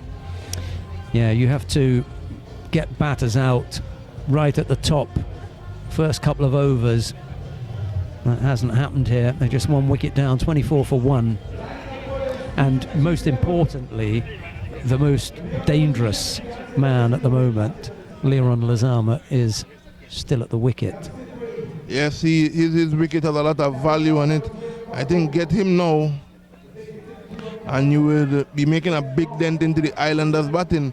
But from that scorecard, Sheldon, I think getting Lezama here will be a big wicket, but there are a lot of quality, especially Andy Davis and young Damian Ramsey. A lot of quality on the Islanders here. I like Ramsey. Good bat. Yeah, touch player. Has a certain different feel about him. Davis to Lezama. Lezama pulls, and let us see here now. Straight to the half-century man, Akko George. Just the one. Goes quickly out into the deep, despite the fact that we've had rain, and normally when the dew takes hold, it slows the ball up. It went out there pretty quickly. It was hit hard, wasn't it, into the ground, and Akko George was onto it quickly, got it back, and they just came through for one. Wide stance, his unusual setup. Let us see how he'll fare here. Oh, Akko George probably catch up the tournament. Oh my goodness. Akko George has just sent the Sid Great Sporting Complex here into Raptors. That's a great catch there, Sheldon. Yeah, hung in the air for a long time. And Akko George followed it well. Had to dive at the end. I thought that Adrian Alexander had got hold of that and he'd got enough on it, but it just seemed to die at the death, and Akko followed it well, got his hands underneath and held onto it well. Good catch. Oh, I know Akko George for quite a number of years, even from youth cricket days. He would have always been a brilliant player in the field. Well, his batting needs no introduction or elaboration. We know the quality batsman that he is, but fielding wise, he have always been one to take a lot of stunning catches, coming right up, and he just reminded us that even though his playing days at the professional level may took a sort of a belated reappearance, he still has it, and that's a very important wicket here. We have at the wicket here now Andy Davis. Dangerous man if he gets in. Powerful striker, but he's dealing with a wily experienced customer. Yeah, if Lizama continues as he did yesterday, then he's going to need people to bat around him. And when I look down at, I'm not saying Davis is going to go and Lizama's going to stay, but if that did happen, you couldn't look for anyone better than Christian Adams. He's really, really solid, got a good brain on him. Exactly. He's really calculated what he do. He measures the situation well. He interprets what is required at the time and has a very good cricketing head on his shoulder. And Andy Davis wastes no time in getting it down, right down his throat. The homeboy, done a hat trick. The homeboy Freedom McKenna making up for his domestic animal, the duck, last night. He's really coming to the party here. Straight down the throat of Freedom, the Russian McKenna, and he just probably Sheldon put the divers in the driving seat here. Yeah, their nose is ahead now, because we were just talking about you want wickets at the top of the order. Well, they've got them now, haven't they? So another wicket goes down, and maybe I hate to say that, but maybe I gave it the commentator's curse by saying the next man in would be Christian Adams, and here he is. Exactly. Probably the commentator's curse is a correct term, but if the little islanders needed someone for a crisis, I think Christian Adams is ideal to that situation. Well, it's getting to that crisis time now, isn't it? 3 down very quickly, those 2 went. And now it is Christian Adams to come out there. Lizama watching all of this from the non-striker's end. He's still on 14. I don't think you can say that he's really got going yet. He just hasn't been out there for long enough. But 14, he's going to have to get a lot more. Stifle him of the strike.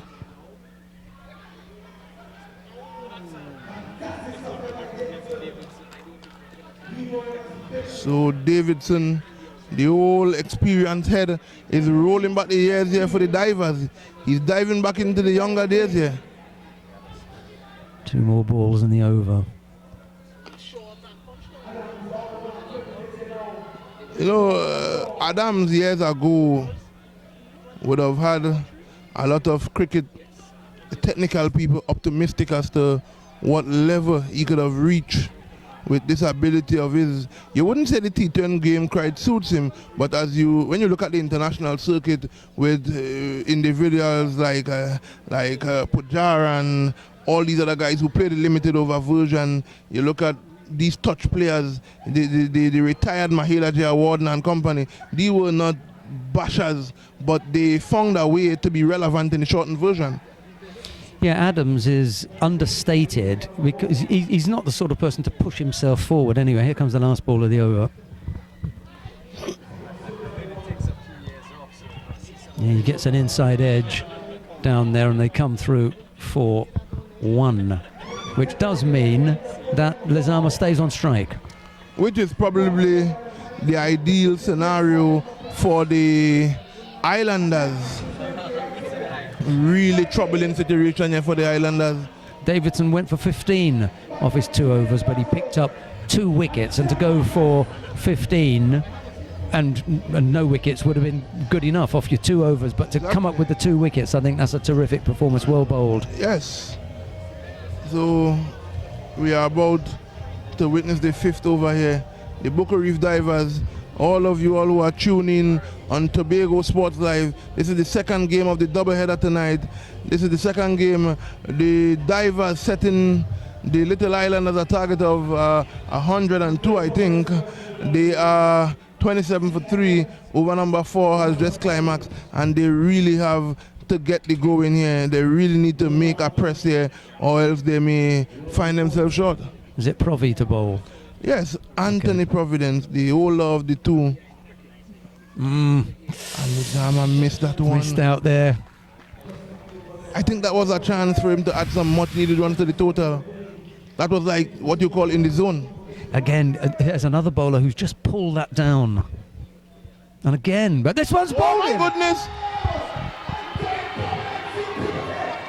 Anthony Providence have just did what the entire Buccoo Reef Divers and their supporters would have wanted. Oh my goodness. Is this the game, Sheldon? Is this the game? Well, I think if I was Lizama, I would also be as dejected and as upset, because that ball just didn't get up. It didn't go anywhere. That hit down low. Oh, they're showing the replay now, and this just didn't get up at all. Yes.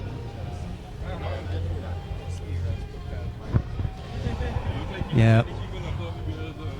That is quite a disappointing scenario there for the Little Islanders. And the thing about that breaker is, I think it was the first ball that set it up.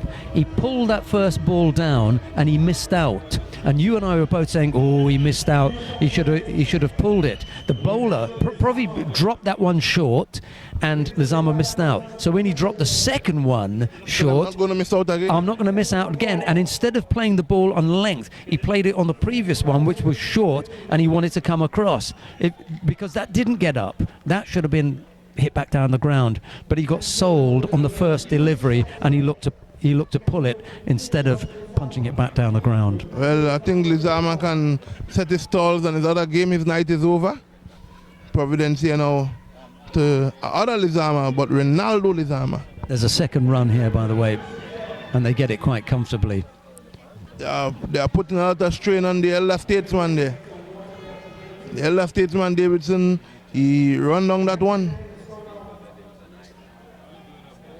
So a successful over from Anthony Providence here. I'm sure they'll be entertaining the ideas of probably some more inroads. Misses out there. Got to connect with every ball, to be honest. Pressure builds very, very quickly in this format. Situation changes almost every ball, far less every over. Exactly. And right now the Divers are on top. Another short ball, or what we will call rank long hops. Yeah. And these batsmen are not playing in the right way. The right man, they are not making the contact that is required to help their cause.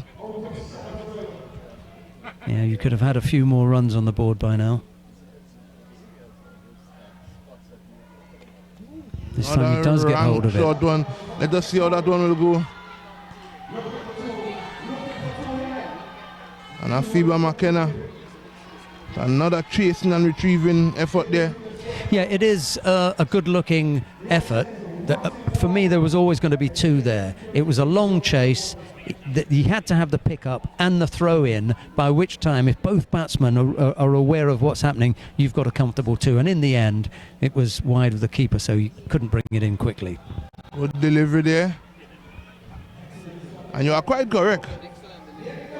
All the factors that needed to be present there to execute a run was not present. So we are at the halfway stage here now.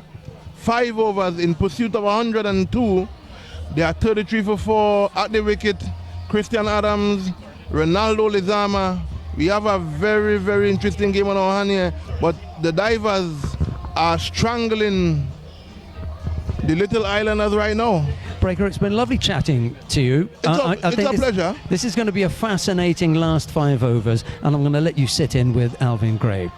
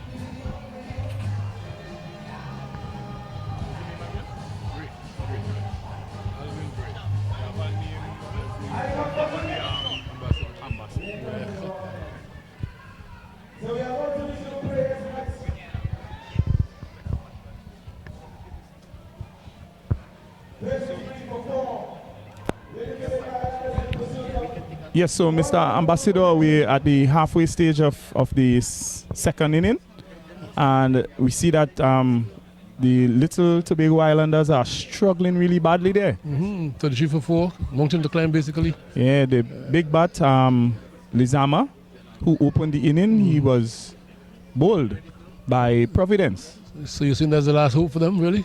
Well, with the two batsmen that are there, I do not know them as high strike rate batters, but I know Lizama can hit the ball. I know Christian Adams, who is known as Benny, can also milk it around.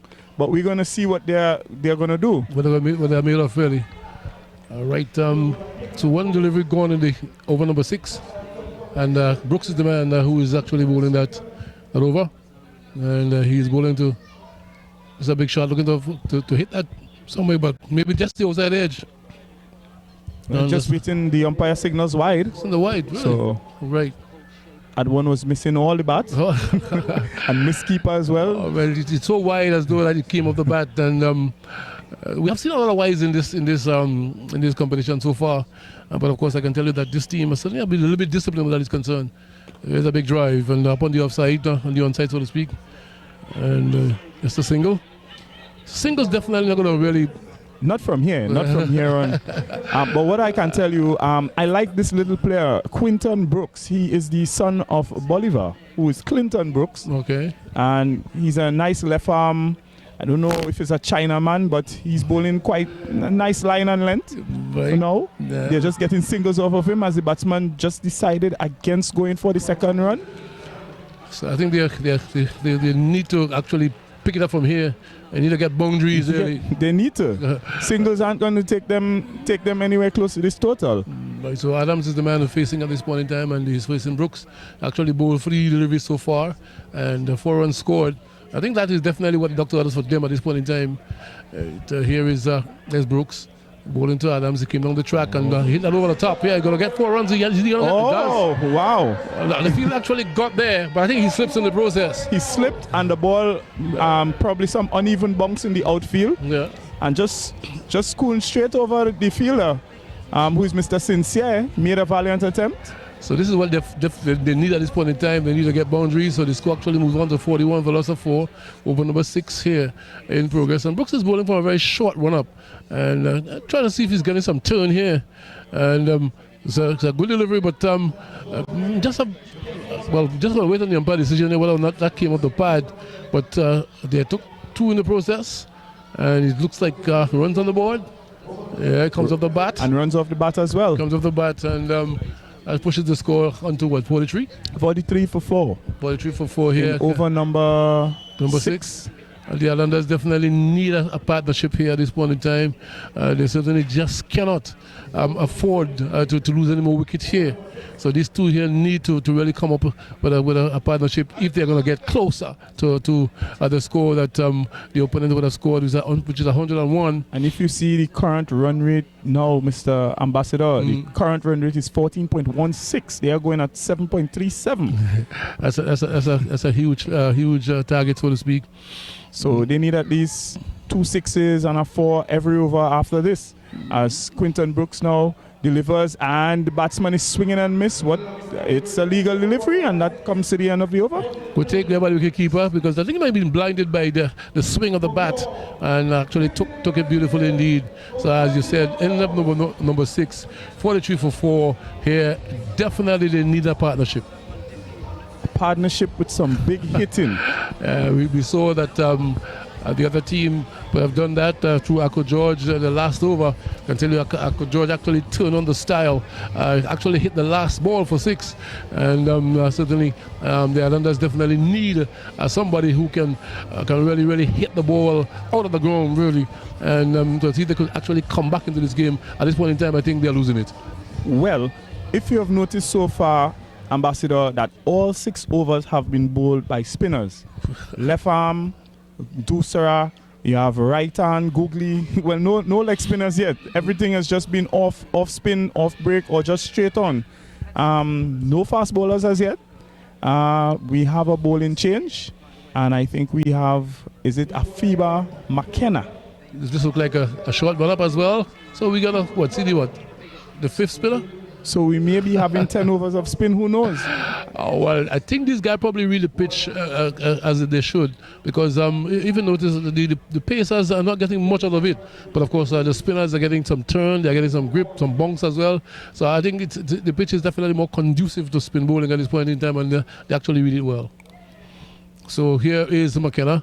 And outside the off stump, looking to pull it down, but actually pulls it down to long on, and they get a single. The batsmen are struggling out there with the spin bowling. Yes, contact is really hard to make right now with the bowling that we have. If you notice that Afiba McKenna is just throwing over his arm, it doesn't look as though he's producing any turn, but I don't know what the batsman is seeing. I think that ball was just pitched very wide outside off stump and decided to swing and hit it. Maybe if he had left it alone, the umpire may have signaled wide. But I'm not out there in the middle. I'm just in the commentary booth here, just giving my opinion. Of course, you need to do that. So McKenna this time is going to be bowling to Lizama, is that right? Yeah. And here is that's a short one. That could have gone anywhere. That could have gone anywhere really. He didn't really connect as he would have liked. And I can tell you he missed out on that. Yes, it just fell short of the fielder down there, who looks like Mr. Clinton Brooks. The score now pushes to 45 for 4. We are in over number 7. So after this, we have 3 overs remaining. They certainly definitely need to up the ante, so to speak. Short delivery at this time. Hitting that one high in the air. Could be out. Clinton Brooks it's 6 runs. 1 for 6. It's a big hit. I literally lost it in the lights there. So this is what they need from here on in. They certainly just can't poke around. They need to hit the ball and actually clear the boundaries. And this group will give them some kind of a comfort if they actually scored boundaries from here on in. Oh, yes. And I think that was Ronaldo Lizama. He's now moved on to 11. And he's 11 from 7 balls. He cannot stick around looking for singles. They must hit out. 51 for loss of 4. As McKenna is going to be bowling to Lizama. Another short delivery in there. There's a man down there, but I don't think he will get that. Is he take the catch? He's what's dropped it. Well, he put it down, really? Yes. Well, He had settled underneath it. He had more than enough time to take the catch, but he dropped it. We should have known because the reaction of the fielders out there tells a story. You know, whenever they get a wicket, you could see the jubilation. But of course, this time around, there was a little silent, no celebration here. 52 for the loss of 4 here in over number 6, is it? Number 7, I should say. Well, this man is actually giving the batsman something to think about because he literally tossing the ball up and maybe no spin, no turn, but the batsman certainly not capitalizing as they should. Well, we're just hoping that that drop catch does not result in anything too costly for the fielding side. 6.5 overs, and we have the last delivery coming up in this over number 7, and a flicked away there by Lizama. Picked up by Binley and Schoon inside there. And they get a single. So the over come to an end. Over number 6 has come to an end. And the 4 overs remaining here. And these guys have 48 runs to score. Actually, 3 overs left. 3 overs left. 3 overs left. 3 overs left. Sorry about Only that. 18 legal deliveries left. 48 to score in that. See that the run rate has now skyrocketed to 16 runs. Exactly 16 runs per over. Well, that's a really. Well, at least they have a target in which that they could which is set already. So it's 2 6s and a 4. However, 4 4s, whatever the equation is, but 16 runs they must get if they are to win this one. I think the fielding team will not allow that. They certainly really want to cling on to this victory at this point in time. I think they did well when you consider they would have scored over 100 runs in there when they occupy the crease, and that in itself psychologically will put the team that's chasing some kind of doubts in their mind, and of course losing some very quick wickets in the initial stages certainly set them back on the back foot. Is this the second time in 2 days that this side has made 100 runs? Well, I am not sure because this is the first time I'm coming here. I'm not too sure. I need to find out from the other folks whether they make 100 runs in the first time they played. But of course, 100 runs in 10 overs really, to me, that represents a very good outing, so to speak. Well, we have Lizama and Adams at the crease. I think that their side, which is the Little Tobago Islanders, would be hoping that they would. Well, that went high, but there's a man down there, 2 bounces, and actually picked it up. And they pick up, just imagine, I mean, it went that distance, just a single pick up in that.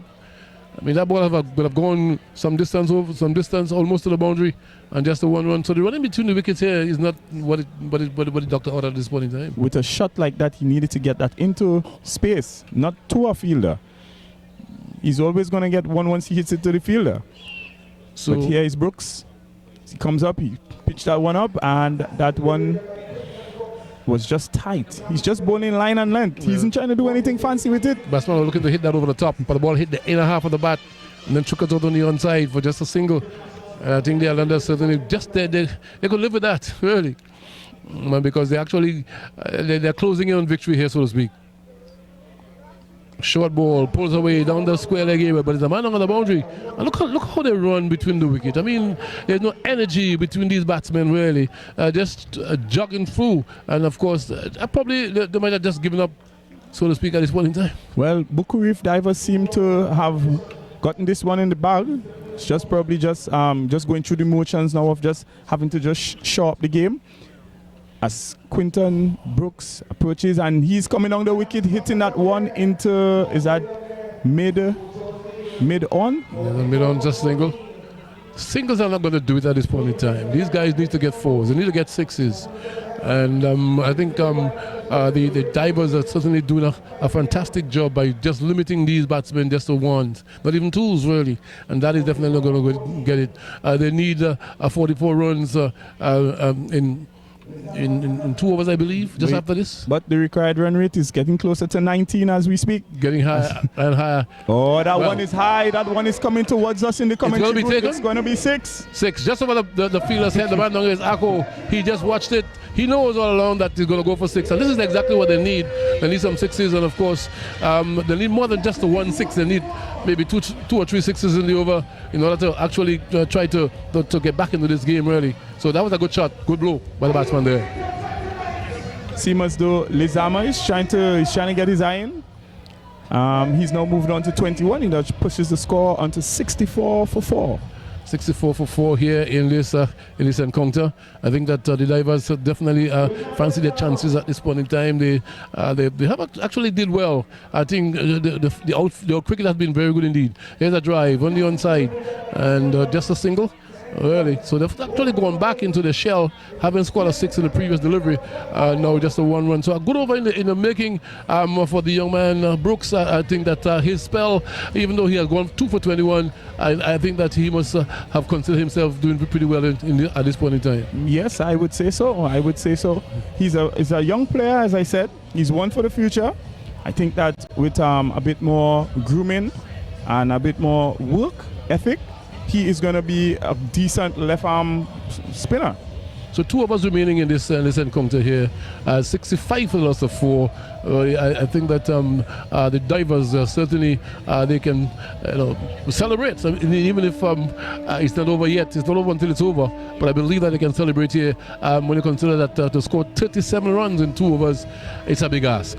Well, we've been having 8 straight overs with spin. Mm-hmm. We are now seeming as though we're going to have a first taste of medium fast by Jaron Alfred, who's the captain of this team. Alfred is the man, and he's going to change it up. Of course, the spinners did pretty well in the circumstances. Yes. As I said, the pitch actually would have given them some assistance. There was some good bounce and turn where the spinners are concerned. The batsmen, they certainly, I want to believe some erratic shots were played. They literally give it away. But of course, you need to say that the spinners, they did well in the circumstances. Well, this is good captaincy here from Jaron Alfred.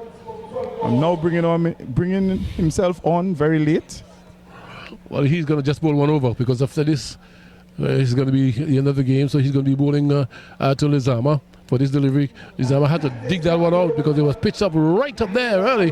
Get it there right up. There was the batsman had to come down hard on that, but in the end, he got a single. So that pushes the score to 6 for 6 for loss of 4. Yes, and I think if I were out there batting, I would definitely try to go after Jaron. But Jaron is an experienced campaigner.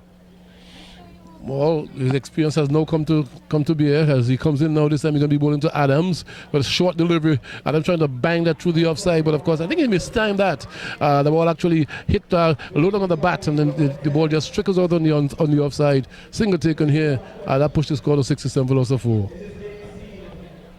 With the required run rate now gone up to 21 runs. I would say that the fat lady has sung. She should bring out a choir and a band by now. All the time, really, because there is was such a poor delivery. That's going to be a wide. Full toss outside the off stump, and it's a no ball. For height. Yes, maybe no ball, and it's a free hit. Right. Maybe. So gifts might be coming out now. Well, I mean, for the first time we see a no ball in this. Well, I mean, we had a game before this, and this is the first one. Let's see how the batsman Lizama will handle this one here, because a free hit, the only way you could get out in a free hit is if you get run out. Yes. So we shall see as Alfred turns in the distance, and he's going to be bowling to Lizama. His delivery, beautifully bowled really, but of course, might just get some bat on that. We shall see. I'm just looking at the umpire, whether there was bat on that. It was a quick delivery, was on the back foot, but he just got an inside edge. So 1 run. And that one was speared straight into his pads. Oh, yeah, beautifully giving him no space to hit out. So they just got 1 run, just pushes the score to 69 for 4. We are in over number 9. This is the penultimate over of the match. And of the night. Of the night, really. A beautiful evening that we have had here. The weather actually hold its ground as here he is, and this he's bowling, is he? Oh, he's cleaned up. Well, yeah, well, the zingers, I saw the zingers light up here from this distance. He was going down the track looking to hit the ball over the top, and in the end he misses. And of course, when you miss, the ball hit. Once you pitch between wicket and wicket, obviously once you miss, it's going to hit. So it might be all over by the shouting now. And I think that the fat lady really has sung. It's just formalities now. Yeah. And Jaron, I must say something about Jaron. Jaron is one who is just on the fringes of the national senior team, Trinidad and Tobago Red Force. Okay. And he's very much experienced. He has a lot of skill, and he's also a good captain, as we see here. What he's doing with his team. He's actually actually leading them to their second victory. And this is actually a top of the table match, which means that the Little Tobago Islanders might be second or third after this game, and Buku Reef Divers are actually going to be top of the table after tonight. It's will be a good victory for them, really. I think they did well. They actually batted well. And they bowl well, and they actually feel well. It's they have a very all-round performance by them, and certainly give them the edge in this game here tonight. And hats off to them for a job well done. Well, we have a new batsman at the crease. He's been called the Tobago Bravo. His name is Alan Reid. He is one who has been around cricket for a very long time. Let's see what he can do with the remaining balls that are left in this match. He has it all to do. Down the leg side, trying to walk it through the onside, but of course there was no bat on that, I suspect. And the ball went through the wicket keeper. Let me see. That's wide. That's signal wide, yeah. So wide where it was. Once it in this shortened version of the game, once it's outside the leg stump, doesn't matter how close it is to your leg. Once it doesn't touch the leg, doesn't touch any part of your body, obviously it will be deemed a wide. So 71 for loss of 5. So he has to bowl that all over again, and has still 2 deliveries to come in this penultimate over, as Alfred is going to be bowling, and beautifully played. That's a classy shot by Lizama. Well, that's gone out of the ground. Inside out shot, but maybe too little, too late. That's actually gone out of the ground, and he's on 30 now, and. It's a well-played 30, but of course, as I said, his effort at this point in time might be just a little bit too late for his team. He spanked Alfred there with utter disdain. Yeah, well, he hit that with consummate ease, as we would say here. Alfred is going to be bowling the final delivery in this over number 9. And here is Lizama driving it down back the ground, and he's going to get a single here. Going to get 1. And that's all he'll get. And they push the score on to 78 for 5 after over number 9 with 1 over to go. 78 for 5. Oh my, what happened there? Maybe I run out. But I know our eyes. Oh my! We missed that one, Ambassador. And the batsman seems as though he's confused himself. But look, this looks like a run out. But it seems as though it's a run out. It is a run out. It's Alan Reid. It's a run out because in my mind I said the over was finished and we were looking to contemplate for the last over. The batsman just took our eyes off that one. I don't know if we see it on the replay. We should be able to see it. Yeah, but yes. that's a run out. We are now seeing what happened, and well, direct hit. Yeah, with the direct hit here. So that's a run out. The ball come from deep down, and the batsman was definitely. It did not seem as though he did not ground. The batsman was just relaxing, hoping. I'm wondering if he thought, well, the umpire might have called over, and that might have been the end of it, but that wasn't so really. So what a dismissal really at this point in time. That was really freakish. What a dismissal there. So they're now what, 78 for the loss of 5. But what a way to go. I mean, this is not what they really wanted, but it's all happening here. When I tell you that don't take your eyes off the action on the field, when they really say that, even as commentators, we must keep our eyes on the field. Yeah, we should. Because we kind of relaxed there, and we thought that it was the end of the over. Yeah, but I mean, it was the last ball really. But of course, I think that the batsman, or the ball wasn't dead as yet. You gotta wait until the umpire says over. It's not over until it's over. So the final over coming up here, and it's going to be Thomas, is it? Like Thomas is the man who's going to bowl the final over. The new batsman there is Stewart, and Stewart driving it on the up down the ground. Facing Ronaldo was facing, and they turned for the second. And that was a close run-out chance. The fielder, the bowler there did not pick it up cleanly, and the ball went through his hands. As a result of that, the batsman was able to make his ground. Pushes the score now to 79. 79 for 5. 79. Or for 6. For 5 or 6? Is it 5? 79 for 6. Right, 79 for 6. So the last over here, and they need to score 24 more in order to win this game. That might just be far out of their reach. This delivery, well, outside edge, going down to to third man. A single taken, so there's now 80 for the loss of 6. And we are into the final over of this encounter. 81 for loss of 6. So that's the score here. So 4 more balls left. And they'll be bowled by Thomas. 21 runs to get there. It's not impossible. If you see 6s coming out here now. Well, you have to do a Bradford here. Really. Gotta hit the last for 6. What are you betting on? What are you betting on? Do we have 3 6s and a 4? I don't even have any 6s. Joshua can hit them, you know. Well, if he can, we shall see. We shall see here. Of course, they're trying to get the field all organized, all together, but it's a widespread field. And here he is. Oh, so he just caresses that one. He might get 4. Might just run away for 4. No, he doesn't. Gonna get 2. He doesn't. So, just 2 runs, that will not do it. So we need 3 deliveries for what, 19? 19 runs, 3 balls. Except 3 6s tie the match. Yeah, well, except we get a wide or something like that. Except we get a wide. But of course, these guys are they're well disciplined, I believe. At this point in time, they are disciplined. So here's a full toss, but just a single. That's sensible bowling by Thomas. I think that the game is considering the game is dead and buried. Should be from here. He has bowled a tight first over. He's come back with a tight second over. Only 7 runs. So you need 18 from 2. Except something dramatically happen, a no ball, as the case may be, or wide. But Thomas, he has been very accurate at this point in time. His second over actually bowled 1.4 overs for 7 runs, and that's very economical, I can tell you. So here it is. And that's cleaned up. That's bowled him. Oh, goodness gracious me. That's bowled him. He was looking to hit it on the ground. And of course, this man, as I said, is very, very accurate, very economical. Into his second over, actually bowled 1.5 overs. 2 for 7, and that is a good spell of bowling by Thomas himself. That's a match winning bowling figure right there in this version of cricket. So Islanders, well, they can say bye-bye to this one.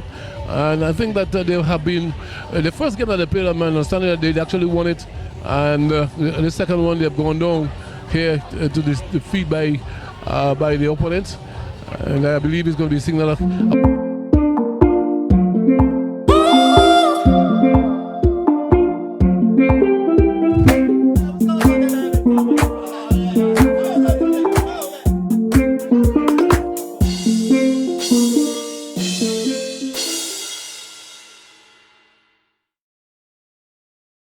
This game here by Thomas, and he's going to be bowling to Peters.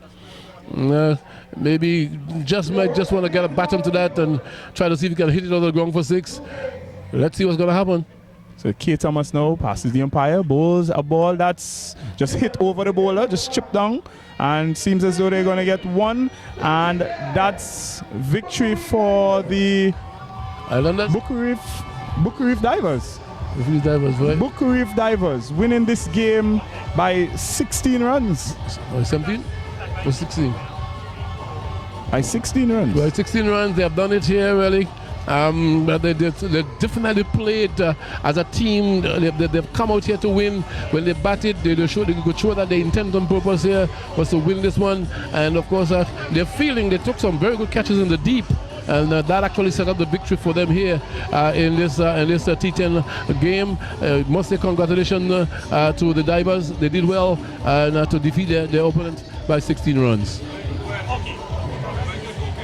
So that was brilliant captaining by Jaron Alfred. I must say that this team seems as though the chemistry is coming together. It's still early days. It's just 2 days of competition so far. With tomorrow, set for day 3 of the Chief Secretary Tobago T10 Blast. Okay. Are we going to have 2 games tomorrow as well? We are going to be having 2 games tomorrow. So I trust that all our listeners out there and our viewers out there will have enjoyed this game here. I myself, my first time coming, I enjoy every moment of it. It will be a fantastic game, and of course, we must congratulate the winners here at the Divers for doing a splendid job by winning this game by some 16 runs. Certainly, the competition is not over until it's over. We'll be back here tomorrow. So you can take us in tomorrow as well and have a grand time. So on behalf of all of us, this is the Tobago Sports Live. Tobago Sports Live. My name is Alvin Gray, also called the ambassador, and with my good friend. And with all the commentators, we say thanks. Have a great night.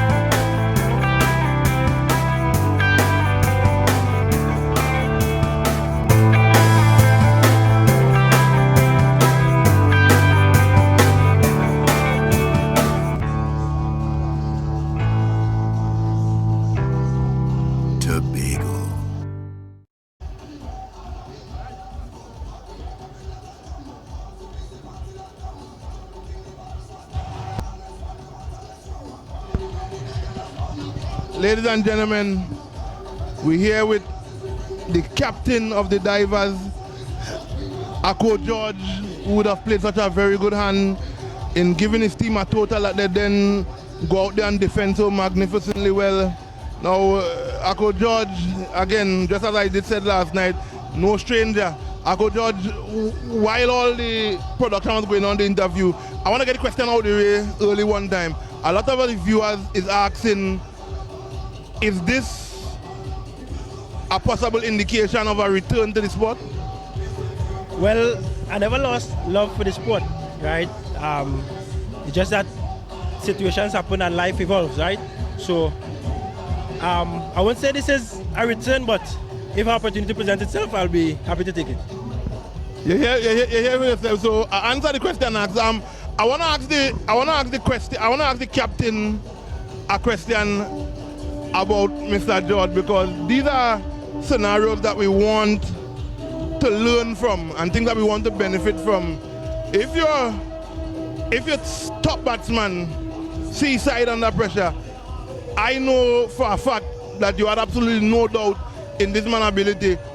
I want to tell the viewers and them where I think was key to him playing the hand that he played. No, like you said, he stayed away from the game because of situations, but growing up we could say that Ako was and probably still is one of the best in Tobago, and he keep proving himself at crucial times. I think that he took his time, he assessed the situation, and he dealt with it to suit. 2 from 2, gentlemen. I don't want to, well, I ain't commentating here, so they can't say commentators curse. All they're going really, really well. Mr. George, before I let you go, I want to ask you, where you think you could take from your team to go all the way in this tournament? Well, all we need to do is learn from the mistakes that we've made. Even though we are 2-0, it doesn't mean that we played flawless cricket. We still have a lot of things that we can tinker and stuff that we can do well. Even though that the 58 that I made, it turned out to be a 100, right, based on what transpired in the second innings. I still think that I bat a bit slow. So again, it isn't flawless cricket, and it still have a lot of room to improve. Just one quick opinion.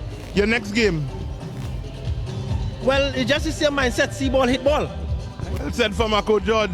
Now, Captain Alfred, you know, there's a lot of pressure on you to perform. You're playing literally in front of your home crowd. There's a lot of people coming here wishing you all well, wanting you all to do well. Does that pressure have any kind of effect on how you and your boys go out there to play? No, I think it adds extra incentive to us. We love it, the atmosphere here in Roxburgh. We look forward to seeing the crowd here and keep on impressing the supporters that come out every night to support us. One question before you go. There's a concern by everybody, the former Freedom McKenna. As his captain, we know the danger that Freedom McKenna poses. From his captain and his teammates, do you have any concern? Is it bothering you all as to the former Mr. McKenna? Is there any internal request for him to do anything different, or you all just giving the freedom to be Freedom? Like you said just now, we're giving the freedom to be Freedom. I think Mr. McKenna knows his strengths and weaknesses. It's just for him to come to his own now. There's a long tournament. There's still 4 more games in the prelims, and I'm pretty sure he's going to come into his own later down in the second half of the tournament. So I'm not worried about him at all. Gentlemen, you all are doing well. You all are playing good cricket. You all are winning the games, doing what is right. I want you all to keep it up, and best of luck for the rest of the tournament, gentlemen. Thank you. Congratulations to the Irish. Yeah, man. Thanks. Breaker. Yes, man.